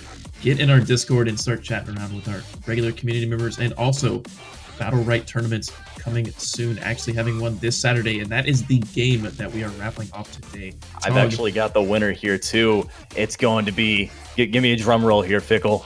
If I do a drum roll, it's going to be insane on the microphone. Okay, you're not doing a drum roll. The winner is Punkster, Punxtr. It's either that or Punxter. I'm bad at reading, and 2 people sent me a message of what it was. But congratulations, Punkster. You win yourself a free copy of Battle Right. Hopefully you'll get to enter into that Battle Right tournament that we've got coming up this weekend. Should be great. And then regardless, we are actually in a Rocket League stream right now as well. So we are going into finals. We've got G2 versus Average Ones. We've got 5 out of 6 players who have either been on or are currently on the G2 roster. Should be a phenomenal game. This is absolute collusion at its finest, because I have a feeling that one of these teams is gonna throw for skins, because no, man, they're not on iBuyPower anymore. Come on. Oh, okay, right. Regardless, grand finals, everybody, between G2. Gambit actually subbing in for Lachinio, who is actually on the other side with Squishy and Dapper representing the Average One players. This is grand finals of your PRL 3v3 tournament, and this is going to be a best of 5 and an amazing one at that. I don't even need to see the first 10 seconds of this game to tell you that. As we get going with the action, Dapper playing it downfield to Squishy, who's awaiting in the air and getting the ball off the post. Almost an insane redirect to start it off. Tug, my blood is pumping already. What are you looking from these guys? I'm expecting a whole lot of fast play. This should be an absolutely insane game. Definitely all of them a good friendly rivalry going on here, which is all that we're about here at Pro Rivalry League. But regardless, a nice shot coming out from Dapper straight onto the net there. Squishy with a hard clear downfield, beating it narrowly over zero. Gambit actually whiffing that. I think he got caught up on a member on the side over there, not able to rotate back. So a breakdown, a small defensive mistake from G2. But small defensive mistakes against offensive heavy teams like this will get you punished. Let's see if G2 can keep their head up and stay strong. Only a minute has passed into this game. Still plenty of time for both teams to get on the offense. Squishy off of the wall. 2 members from G2 up. Lachinio from in his own field, aerialing all the way across the field and gets blocked out. A shot from Dapper. Gambit on the ball, into the middle where no one is. Open space, trying to relieve the pressure that these Average One players are playing on. Kronovi with a nice little touch upfield. Dapper with plenty of boost, puts a bouncing shot onto net, but swept across by Gambit, saying no. Actually, Gambit with a whiff there, that would have been their opportunity to get back downfield and potentially play a counterattack. Kronovi says, this is my opportunity here. Gambit in 0, waiting like sharks in the water. Potentially getting out for a pass. Squishy with a bit of an awkward touch. It's played up insanely high. Gambit stalling the ball. Kronovi coming in for the contest. 50-50, slightly in favor of G2. Shot on net, finds a post. Lachinio, he gets the redirect on the net. I thought he saved it, but he actually comes up clutch for his team. The counterattack was real right there. They immediately recognized the positioning that they had. Lachinio kind of just getting a goal steal, or goal secure rather, onto the goal right there. But G2 not quite able to find the save they needed. I'm not sure if that ball was going crossbar in or crossbar out, but regardless, Lachinio puts it in Gambit just in G2 fashion, off of the kickoff, keeping the game close. We are not getting any blowouts in this game. Kronovi over to Gambit with a beautiful pass, and then Gambit immediately reading You can tell that all of these players know each other's play style very well. Nobody's leaving anything out on the pitch here. It's a finals, our PRL finals rather. $150 cash prize, winner takes all. We'll have to see what happens. And another shot from Kronovi, and none of the players on average one's ready for it. Lachinio playing so aggressively there. He was supposed to be the one back on defense. However, Squishy was caught in a bad situation trying to play the ball from Dapper and gets beaten out, leaving an open net, playing a little bit too aggressive in this game number one. A tied scoreline going into halftime. We'll see which team is able to clutch it out. At this point, it's going to go back and forth until we potentially see an overtime. But as we approach the second half of the game, what has impressed you most from G2? I was just going to say, Tog, give us your opinion. G2's scoring potency has been absolutely insane so far this game. They're reading those openings so well. They've got laser focus on it right now. And as soon as they see it, they capitalize and they take the shot as fast as they can. Interesting to note that is 2 defensive rotation mistakes from average 1 players. They're actually trying to play so aggressive to break down this G2 defense, and you really do have to be playing aggressive like that. But Kronovi with the goal line savior, and Angel is on his side, diving across the net, managing to snipe that easy goal from Dapper. I cannot believe he got back on the rotation for that, Tog. Gambit with a savior badge right there as well. We're seeing a whole lot of defense coming off of this G2 team as the ball's dangerously in front of the net right here. Oh, the fake. Gambit with the, oh man, the mind games, and Dapper finding a great connection, and we are equalized once again here. Dapper sees Gambit trying to go for an insane read off of the block and just takes a half second to plant his feet and chip it over the flying past Gambit. A beautiful mind game from Dapper, as if he tried to take the shot as it was, it would have been blocked. Excellent vision from an average 1 player. We've got more aggression coming as well. Both teams ping-ponging. Dapper into the air, pushing it towards the net, off the backboard. Over zero sends it, though, right back around. Squishy going to try to get it, but Gambit pushing it directly into his face. We're going to go over towards the corner, but Lachinio keeping it towards the center here. Ball going to go over to G2 side, and it's going to be dangerously close. And Squishy going to get credit for that goal, but it's going to be all down to Dapper's play. Dapper winning this ball in midfield, puts it on net. Lachinio and Squishy being thieves, trying to steal Dapper's shot onto net. Goal secured, I always say. And Squishy gives his team the lead in game number 1. Remember, this is a best of 5. Game number 1, not as important as it would be in a best of 3. But Squishy, with possession, opts to pinch it downfield. 1 minute and 15 seconds remaining. G2 trying to get back onto the offense. Had it in their hat, but over zero here. Scrambling back. Gonna win this again. Gets a pinch in favor of Dapper. Squishy and Lachinio both taken out of the play, but over zero with a lackluster touch. That could have been a very potent play if over zero maybe have gotten it over into midfield to Kronovi. We'll never know. But G2 again struggling on defense. 45 seconds remaining. Gambit gets demoed. Over zero here, blocked out by Lachinio. Kronovi streaking downfield to maintain possession of this. Up on the wall. Tries to play it where nobody is, but there is Dapper waiting in the wings of the ball. Over zero, tries to block it out. Doesn't manage to get it. It actually was not on target. Didn't even touch it, but regardless, it still gets pinched out. 25 seconds remaining. G2 trailing by 1. There's a nice ball over the middle, and a shot on net blocked out by Latch and Dapper diving to the post. G2 are threatening, even with 10 seconds remaining. They are not out of this game yet as the clock winds down. Kronovi landing on the ball. Dapper playing it into the corner. This might be lights out for G2 if they don't get something going right here.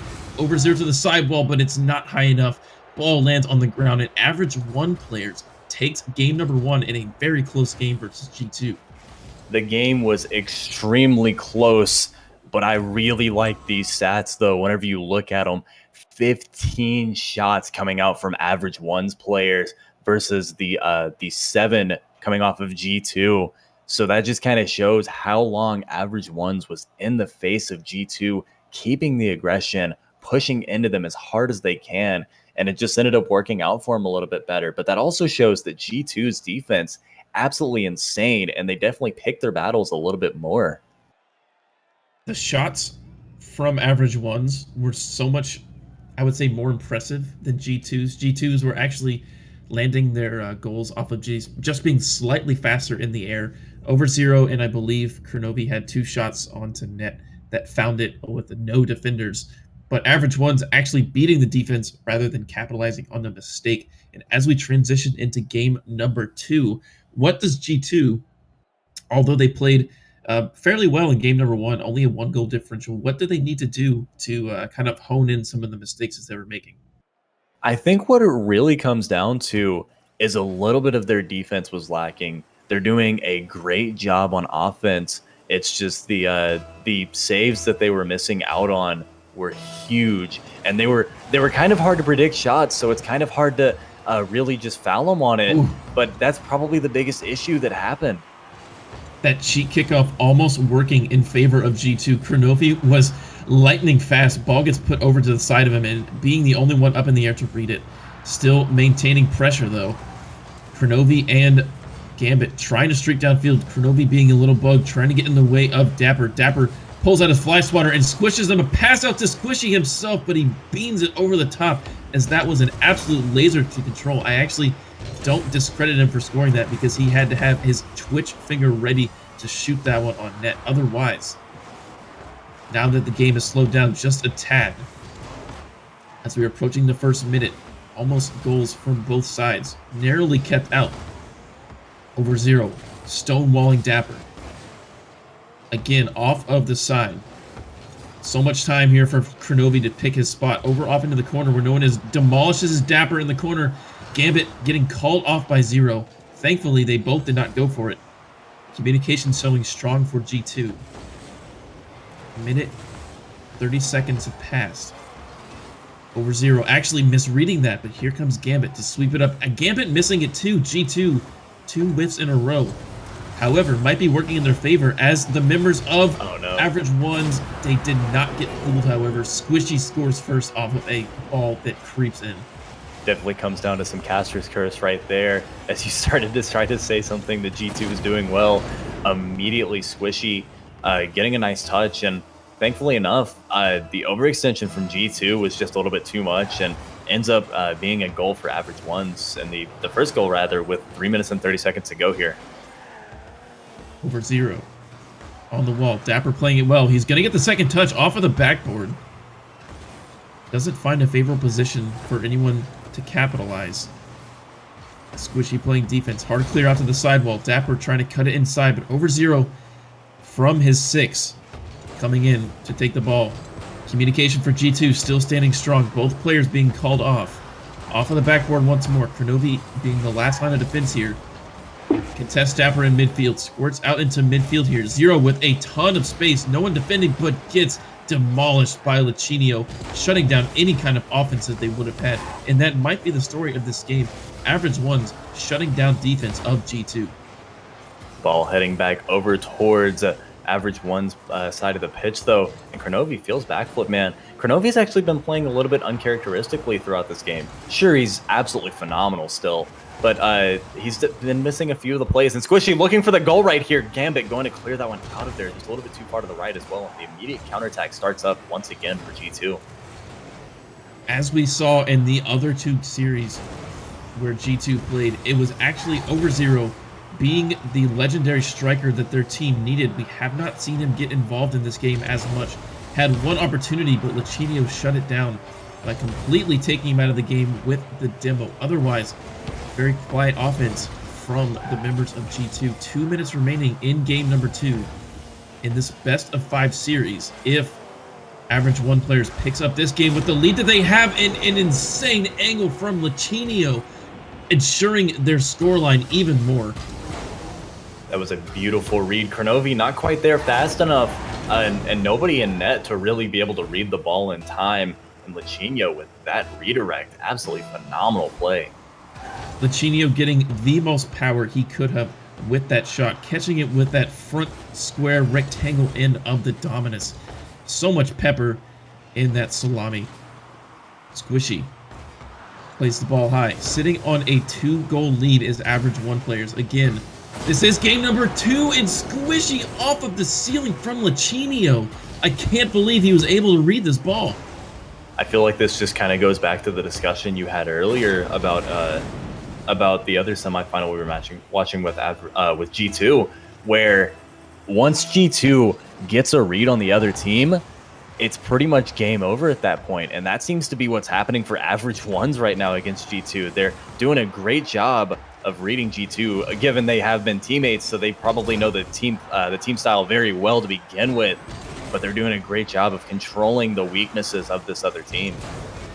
And against these two teams, it's not going to come down to who is the better squad. It's going to come down to who is playing better on that day. If you put these guys in a match of 99, I feel like they would go about even, but the sample size in this best of 5 is just going to be who's showing up better, and right now it's average ones.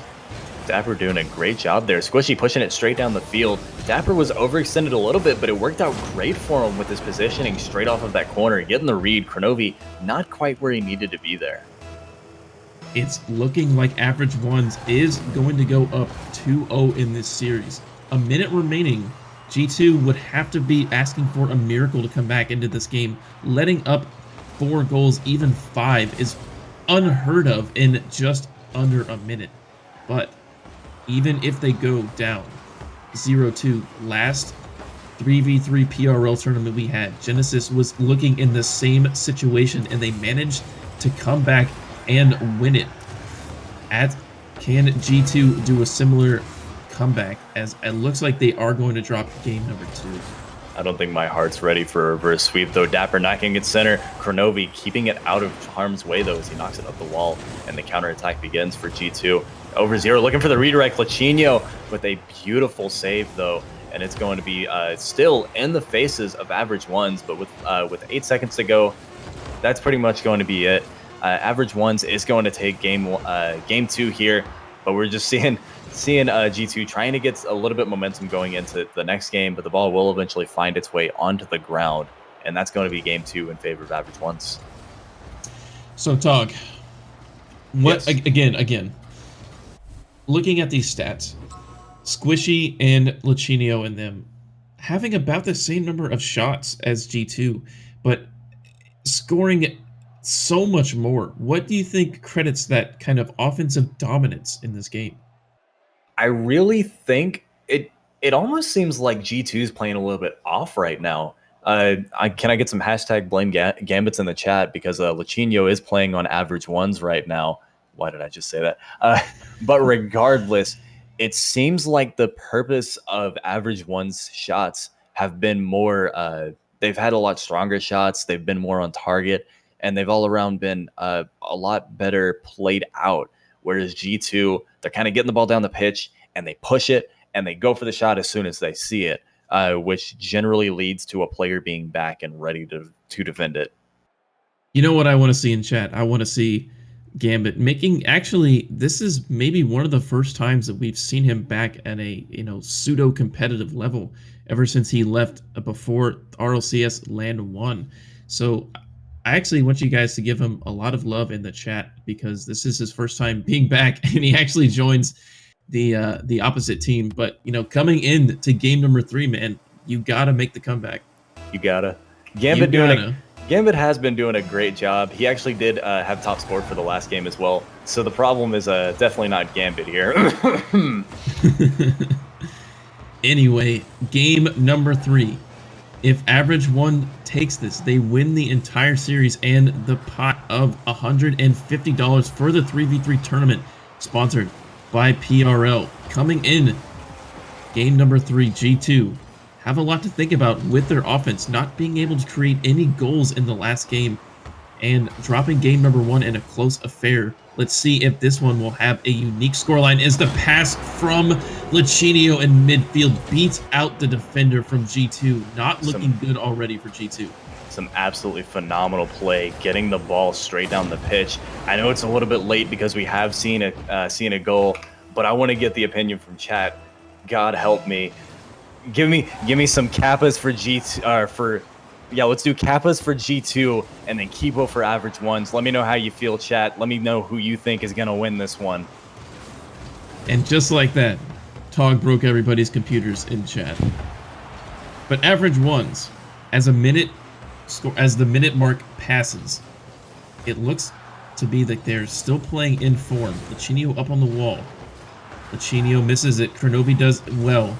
Gambit with a hard clear downfield. Kronovi absolutely demoing Squishy, and a pull shot from Kronovi as well, as I think it had an orange marking on it. Yeah, Kronovi showing a little bit better of a play as well. Definitely some light of day coming out here. Squishy just a little bit off of position. Is Kronovi doing a great job there. Kronovi bumping out Squishy, and actually Squishy trying to recover and use his dodge mid being sent to the moon. Actually gets a touch on it, and G2, I think we've seen that play before, right off of the kickoff. Gambit over to Kronovi. Kronovi reading it well straight off of the corner. And Gambit looking for the finish. An all-around textbook play, beautifully executed all around. And all of a sudden, we've got G2 in the lead here. However, I would not count out the offensive force that is seen from average one players. And just like that, a kickoff goal of their own. Squishy getting the pass off of Dapper. Yeah, the comeback has not yet quite begun. There's still a huge uphill battle for G2 before they can really be in this thing. It's all going to have to start with this game to really begin the summit that is coming back into this. But with 3.5 minutes left, there's still plenty of time here in finals. I don't know what you're talking about. Summit is on the European side. I'm just going to ignore your ignorance of RLCS teams. But 2-2 is the scoreline in game number 3. Remember, average one takes this, they win the tournament. G2 stays alive if they manage to squeak out this win. Looking unlikely as Lachinio goes for some backboard heroics, putting it off to side to Squishy, and every time I see Squishy near the ball, he ends up scoring it.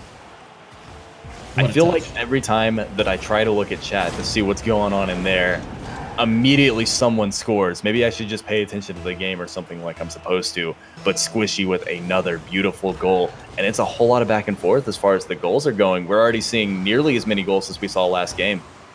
In game number 1, it was a 4-3 scoreline. It's looking to shape up a little bit more like that. But here comes 1v1 Legend. However, most of these guys are all 1v1 Legends, so you can't really say that. Gambit off of the backboard, Zero and Gambit both up, trying to get something a little bit risky going. Thankfully, Kronovi is there to make the defensive clear, and over Zero off of the wall. What a double touch. Over Zero reading that off of the wall, kind of just hitting it on the belly of his car. And then the second touch was absolutely insane. Looking for the ground pinch, it looked like, but he just kind of hits the center of the ball and knocks it straight on in there. It was an open net, but one of the hardest open nets you will find in this game. Over Zero immediately boosting his car downward to make that read and shooting it nearly on the floor, but tying it up for his team. G2 not looking dead yet. However, if they drop it, they are out. And as we see Lachinio immediately upside down, gonna get the second backboard touch down to Squishy's. Kronovi playing it so patiently, however, knew that his teammate was going to get that touch. He's seen that touch before. He was not fooled. Something really interesting about this game as well, as game 1 and 2 seemed almost like Dapper's show. His showing was absolutely insane. We definitely had great plays from the other players as well, but he did an absolutely insane job. And then right now, we've got a hat trick for Squishy. Lachinio leading the scoreboard, and then Dapper's just kind of there right now, so we'll just have to see what happens here. However, it's been the Squishy show, and the demos coming into play in game number 3 have been pivotal for G2. Gambit looking like a savage in midfield and just absolutely demolishing any kind of defensive oppression. Over Zero makes that chip shot. That is an easy one for him. 4-3 in game number 3. G2 looking poised to take a game off of average ones. Ball back on over towards G2's corner here. Squishy trying to center it up, trying to keep themselves in this game to just get the clean sweep. But G2 not wanting to go silently into the dark night or some sort of poetic words here as the ball heads back towards the center of average one's goal. Gambit on the wall. Dapper and Gambit fighting for possession. Luchino with a flick out to mid. Squishy trying to get the ball here, but no one home on defense. Thankfully, Dapper is around on rotation. Did not see him on the cam there. Coming around again with possession. Kronovi attacking fiercely. Wins the ball, maintains possession. Shot onto net. Squishy again with a high, long clear. Dapper trying to go for a redirect, but intercepted from the defense. Ball is getting played back and forth between these two juggernauts as G2 tries to stranglehold this lead they have over average one players. As their last hope, they have to maintain this lead if they want to stay alive in this tournament. Tog, are you thinking they're going to be able to clutch this game 3 out? Well, if you would have looked at my chat votes, you would have If you looked at my chat vote, you would have noticed that I am rooting for G2 here, but clearly you're not paying attention to the chat. What a guy, but G2 actually getting equalized again as Average Ones finds another nice shot, and Dapper bringing himself back into the game here as well. The fierce passes from such a far corner make it so difficult for the ball to save. Not only does the ball get hit off of the backboard or near it, but it gets put in such a high speed to the lateral position where you cannot defend it. But G2, man, what a high-scoring affair. We're nearly at 10 goals between these two teams. It's been absolutely insane. And Kronovi, it almost seemed like he was trying to pass it over to Over0, but no pass needed as Kronovi sinks it right back into the goal here. And we have a 1-goal lead once again for G2. 23 seconds remaining.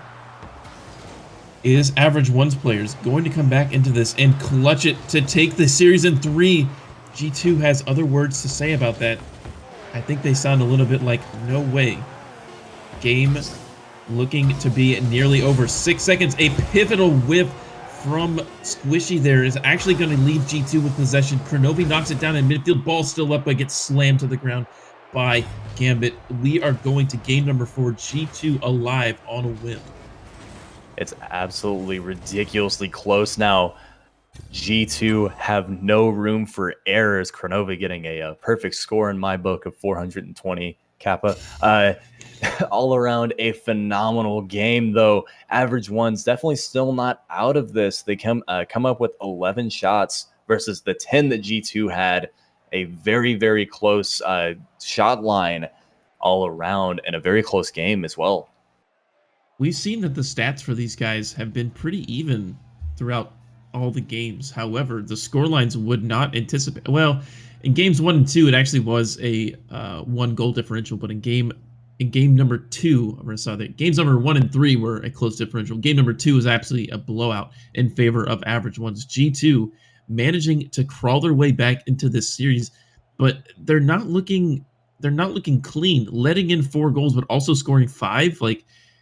I don't know if it's a matter of too much offense on both sides of the ball or just lackluster defense from these two teams. I guess we've got at least one more game to try to figure that out, as well as all the players immediately joining in too. It's always nice to see them nice and eager to play some more for our amusement. Here we go. G2 again, crawling back up the rope. That is the PRL 3v3 Grand Finals. They're looking to mirror what Genesis did in last week's. Going down 0-2, but that is not going to help the situation. Squishy finding the G2 net 10 seconds into game number 4. Luchino with the pass straight over to Squishy, though. And Squishy pulling out a good book and reading it as he knocks the ball straight on over to the goal. Anyways, we saw this exactly in game number 3. It did not get G2 down as they managed to crawl back in, but team bumps is not going to be the way to get back into the series. 4 minutes and 35 seconds. Gambit on the ball with possession. Catches on top of his car, but chased out by Luchino. The members of Dapper, Squishy, and Luchino are a very fast and very aggressive team. They are going to contest you more times than not, and they've not been allowing G2 to set up any kind of offense talk. Yeah, they've done a really nice job of keeping the pressure over, but being very wary. What was that? I actually want to see this from Gambit's perspective to see what he was thinking here. The pinch tries to come in. He was actually waiting for the shot from Dapper and then the shot from Luchino. didn't think it was going to be in regardless. Nobody touched it, and it just manages to squeak past the defense. Gambit actually anticipating the shot doesn't come, and just the ball was in regardless. No one even had to touch it. Yeah, generally with shots like that, you expect them to go to the far post, and Gambit sitting there expecting it. But why are we talking about that goal whenever Over0 sinking another beautiful goal straight on over to that near post? This is what we need to see from G2 if they want to win this series. Over0 needs to be the shooter that this team needs. We saw it in the first game, or in the first series that we saw G2. We saw it in the second series.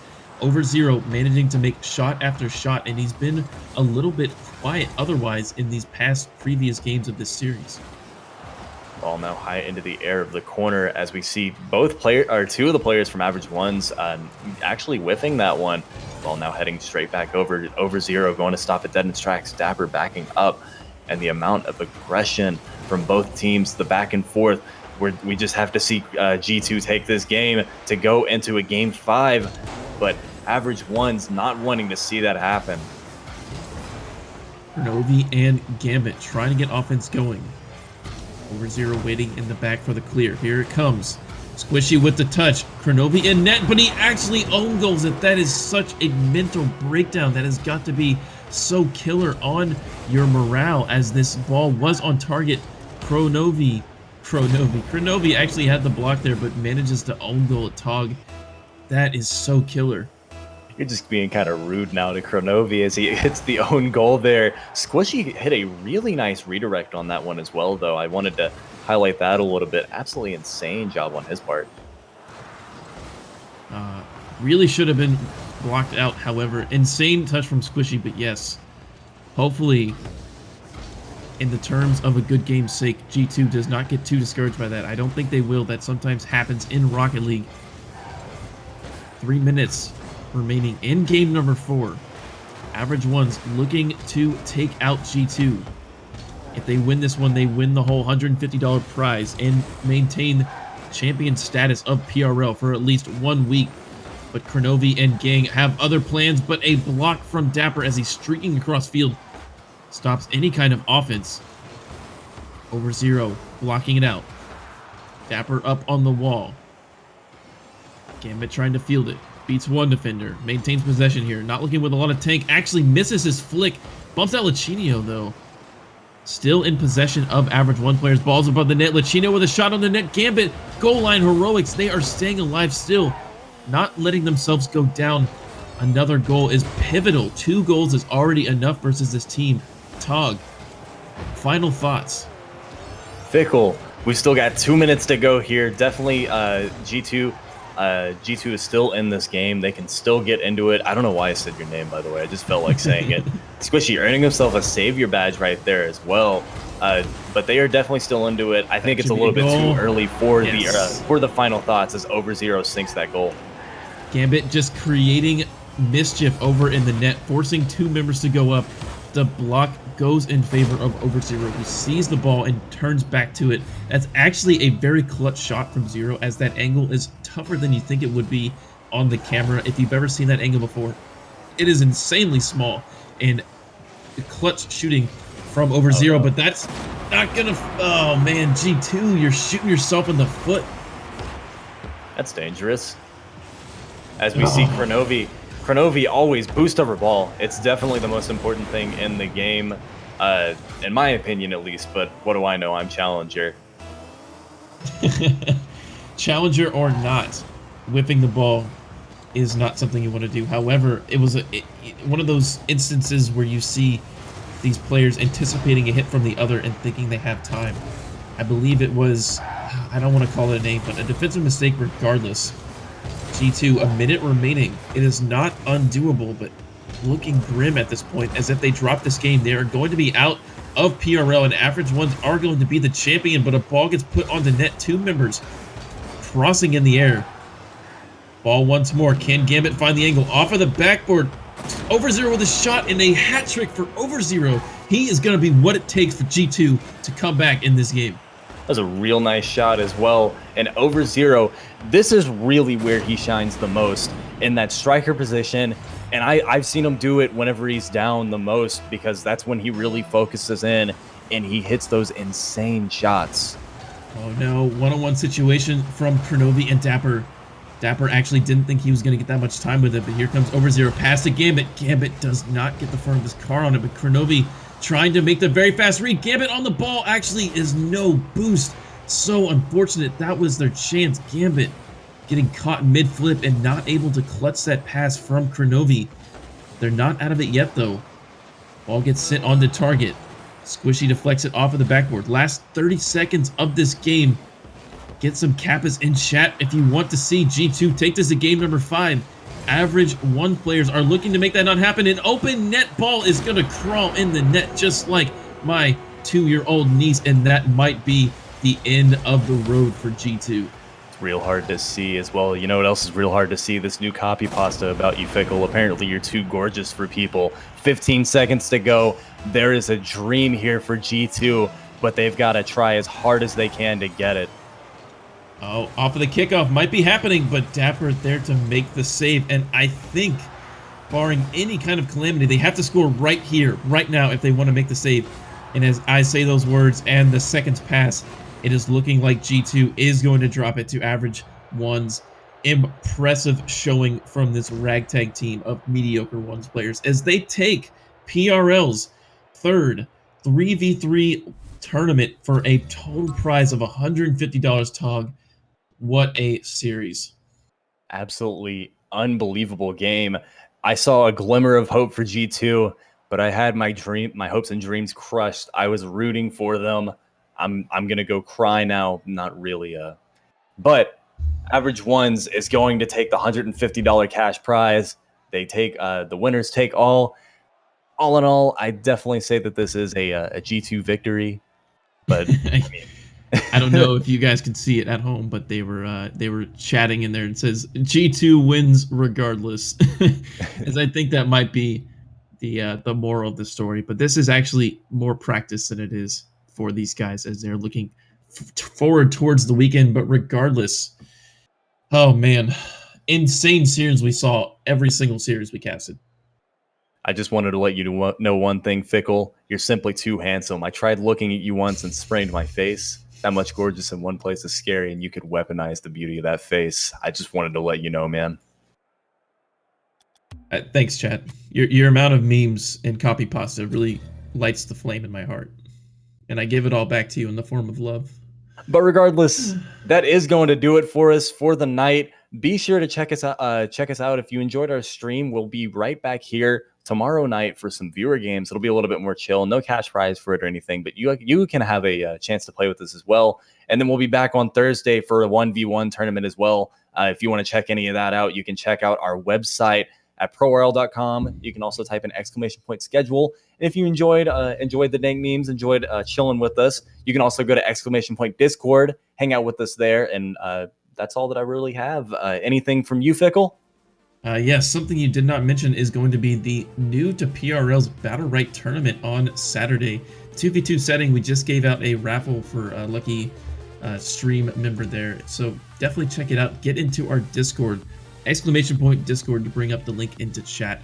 Come hang out with some of the community guys, as this is one of the best communities I've ever been a part of, and I am proud of saying that. Well, that will do it for us as well. I hope that we see you guys here tomorrow or Thursday. But regardless, we are PRL, and you guys have a good one.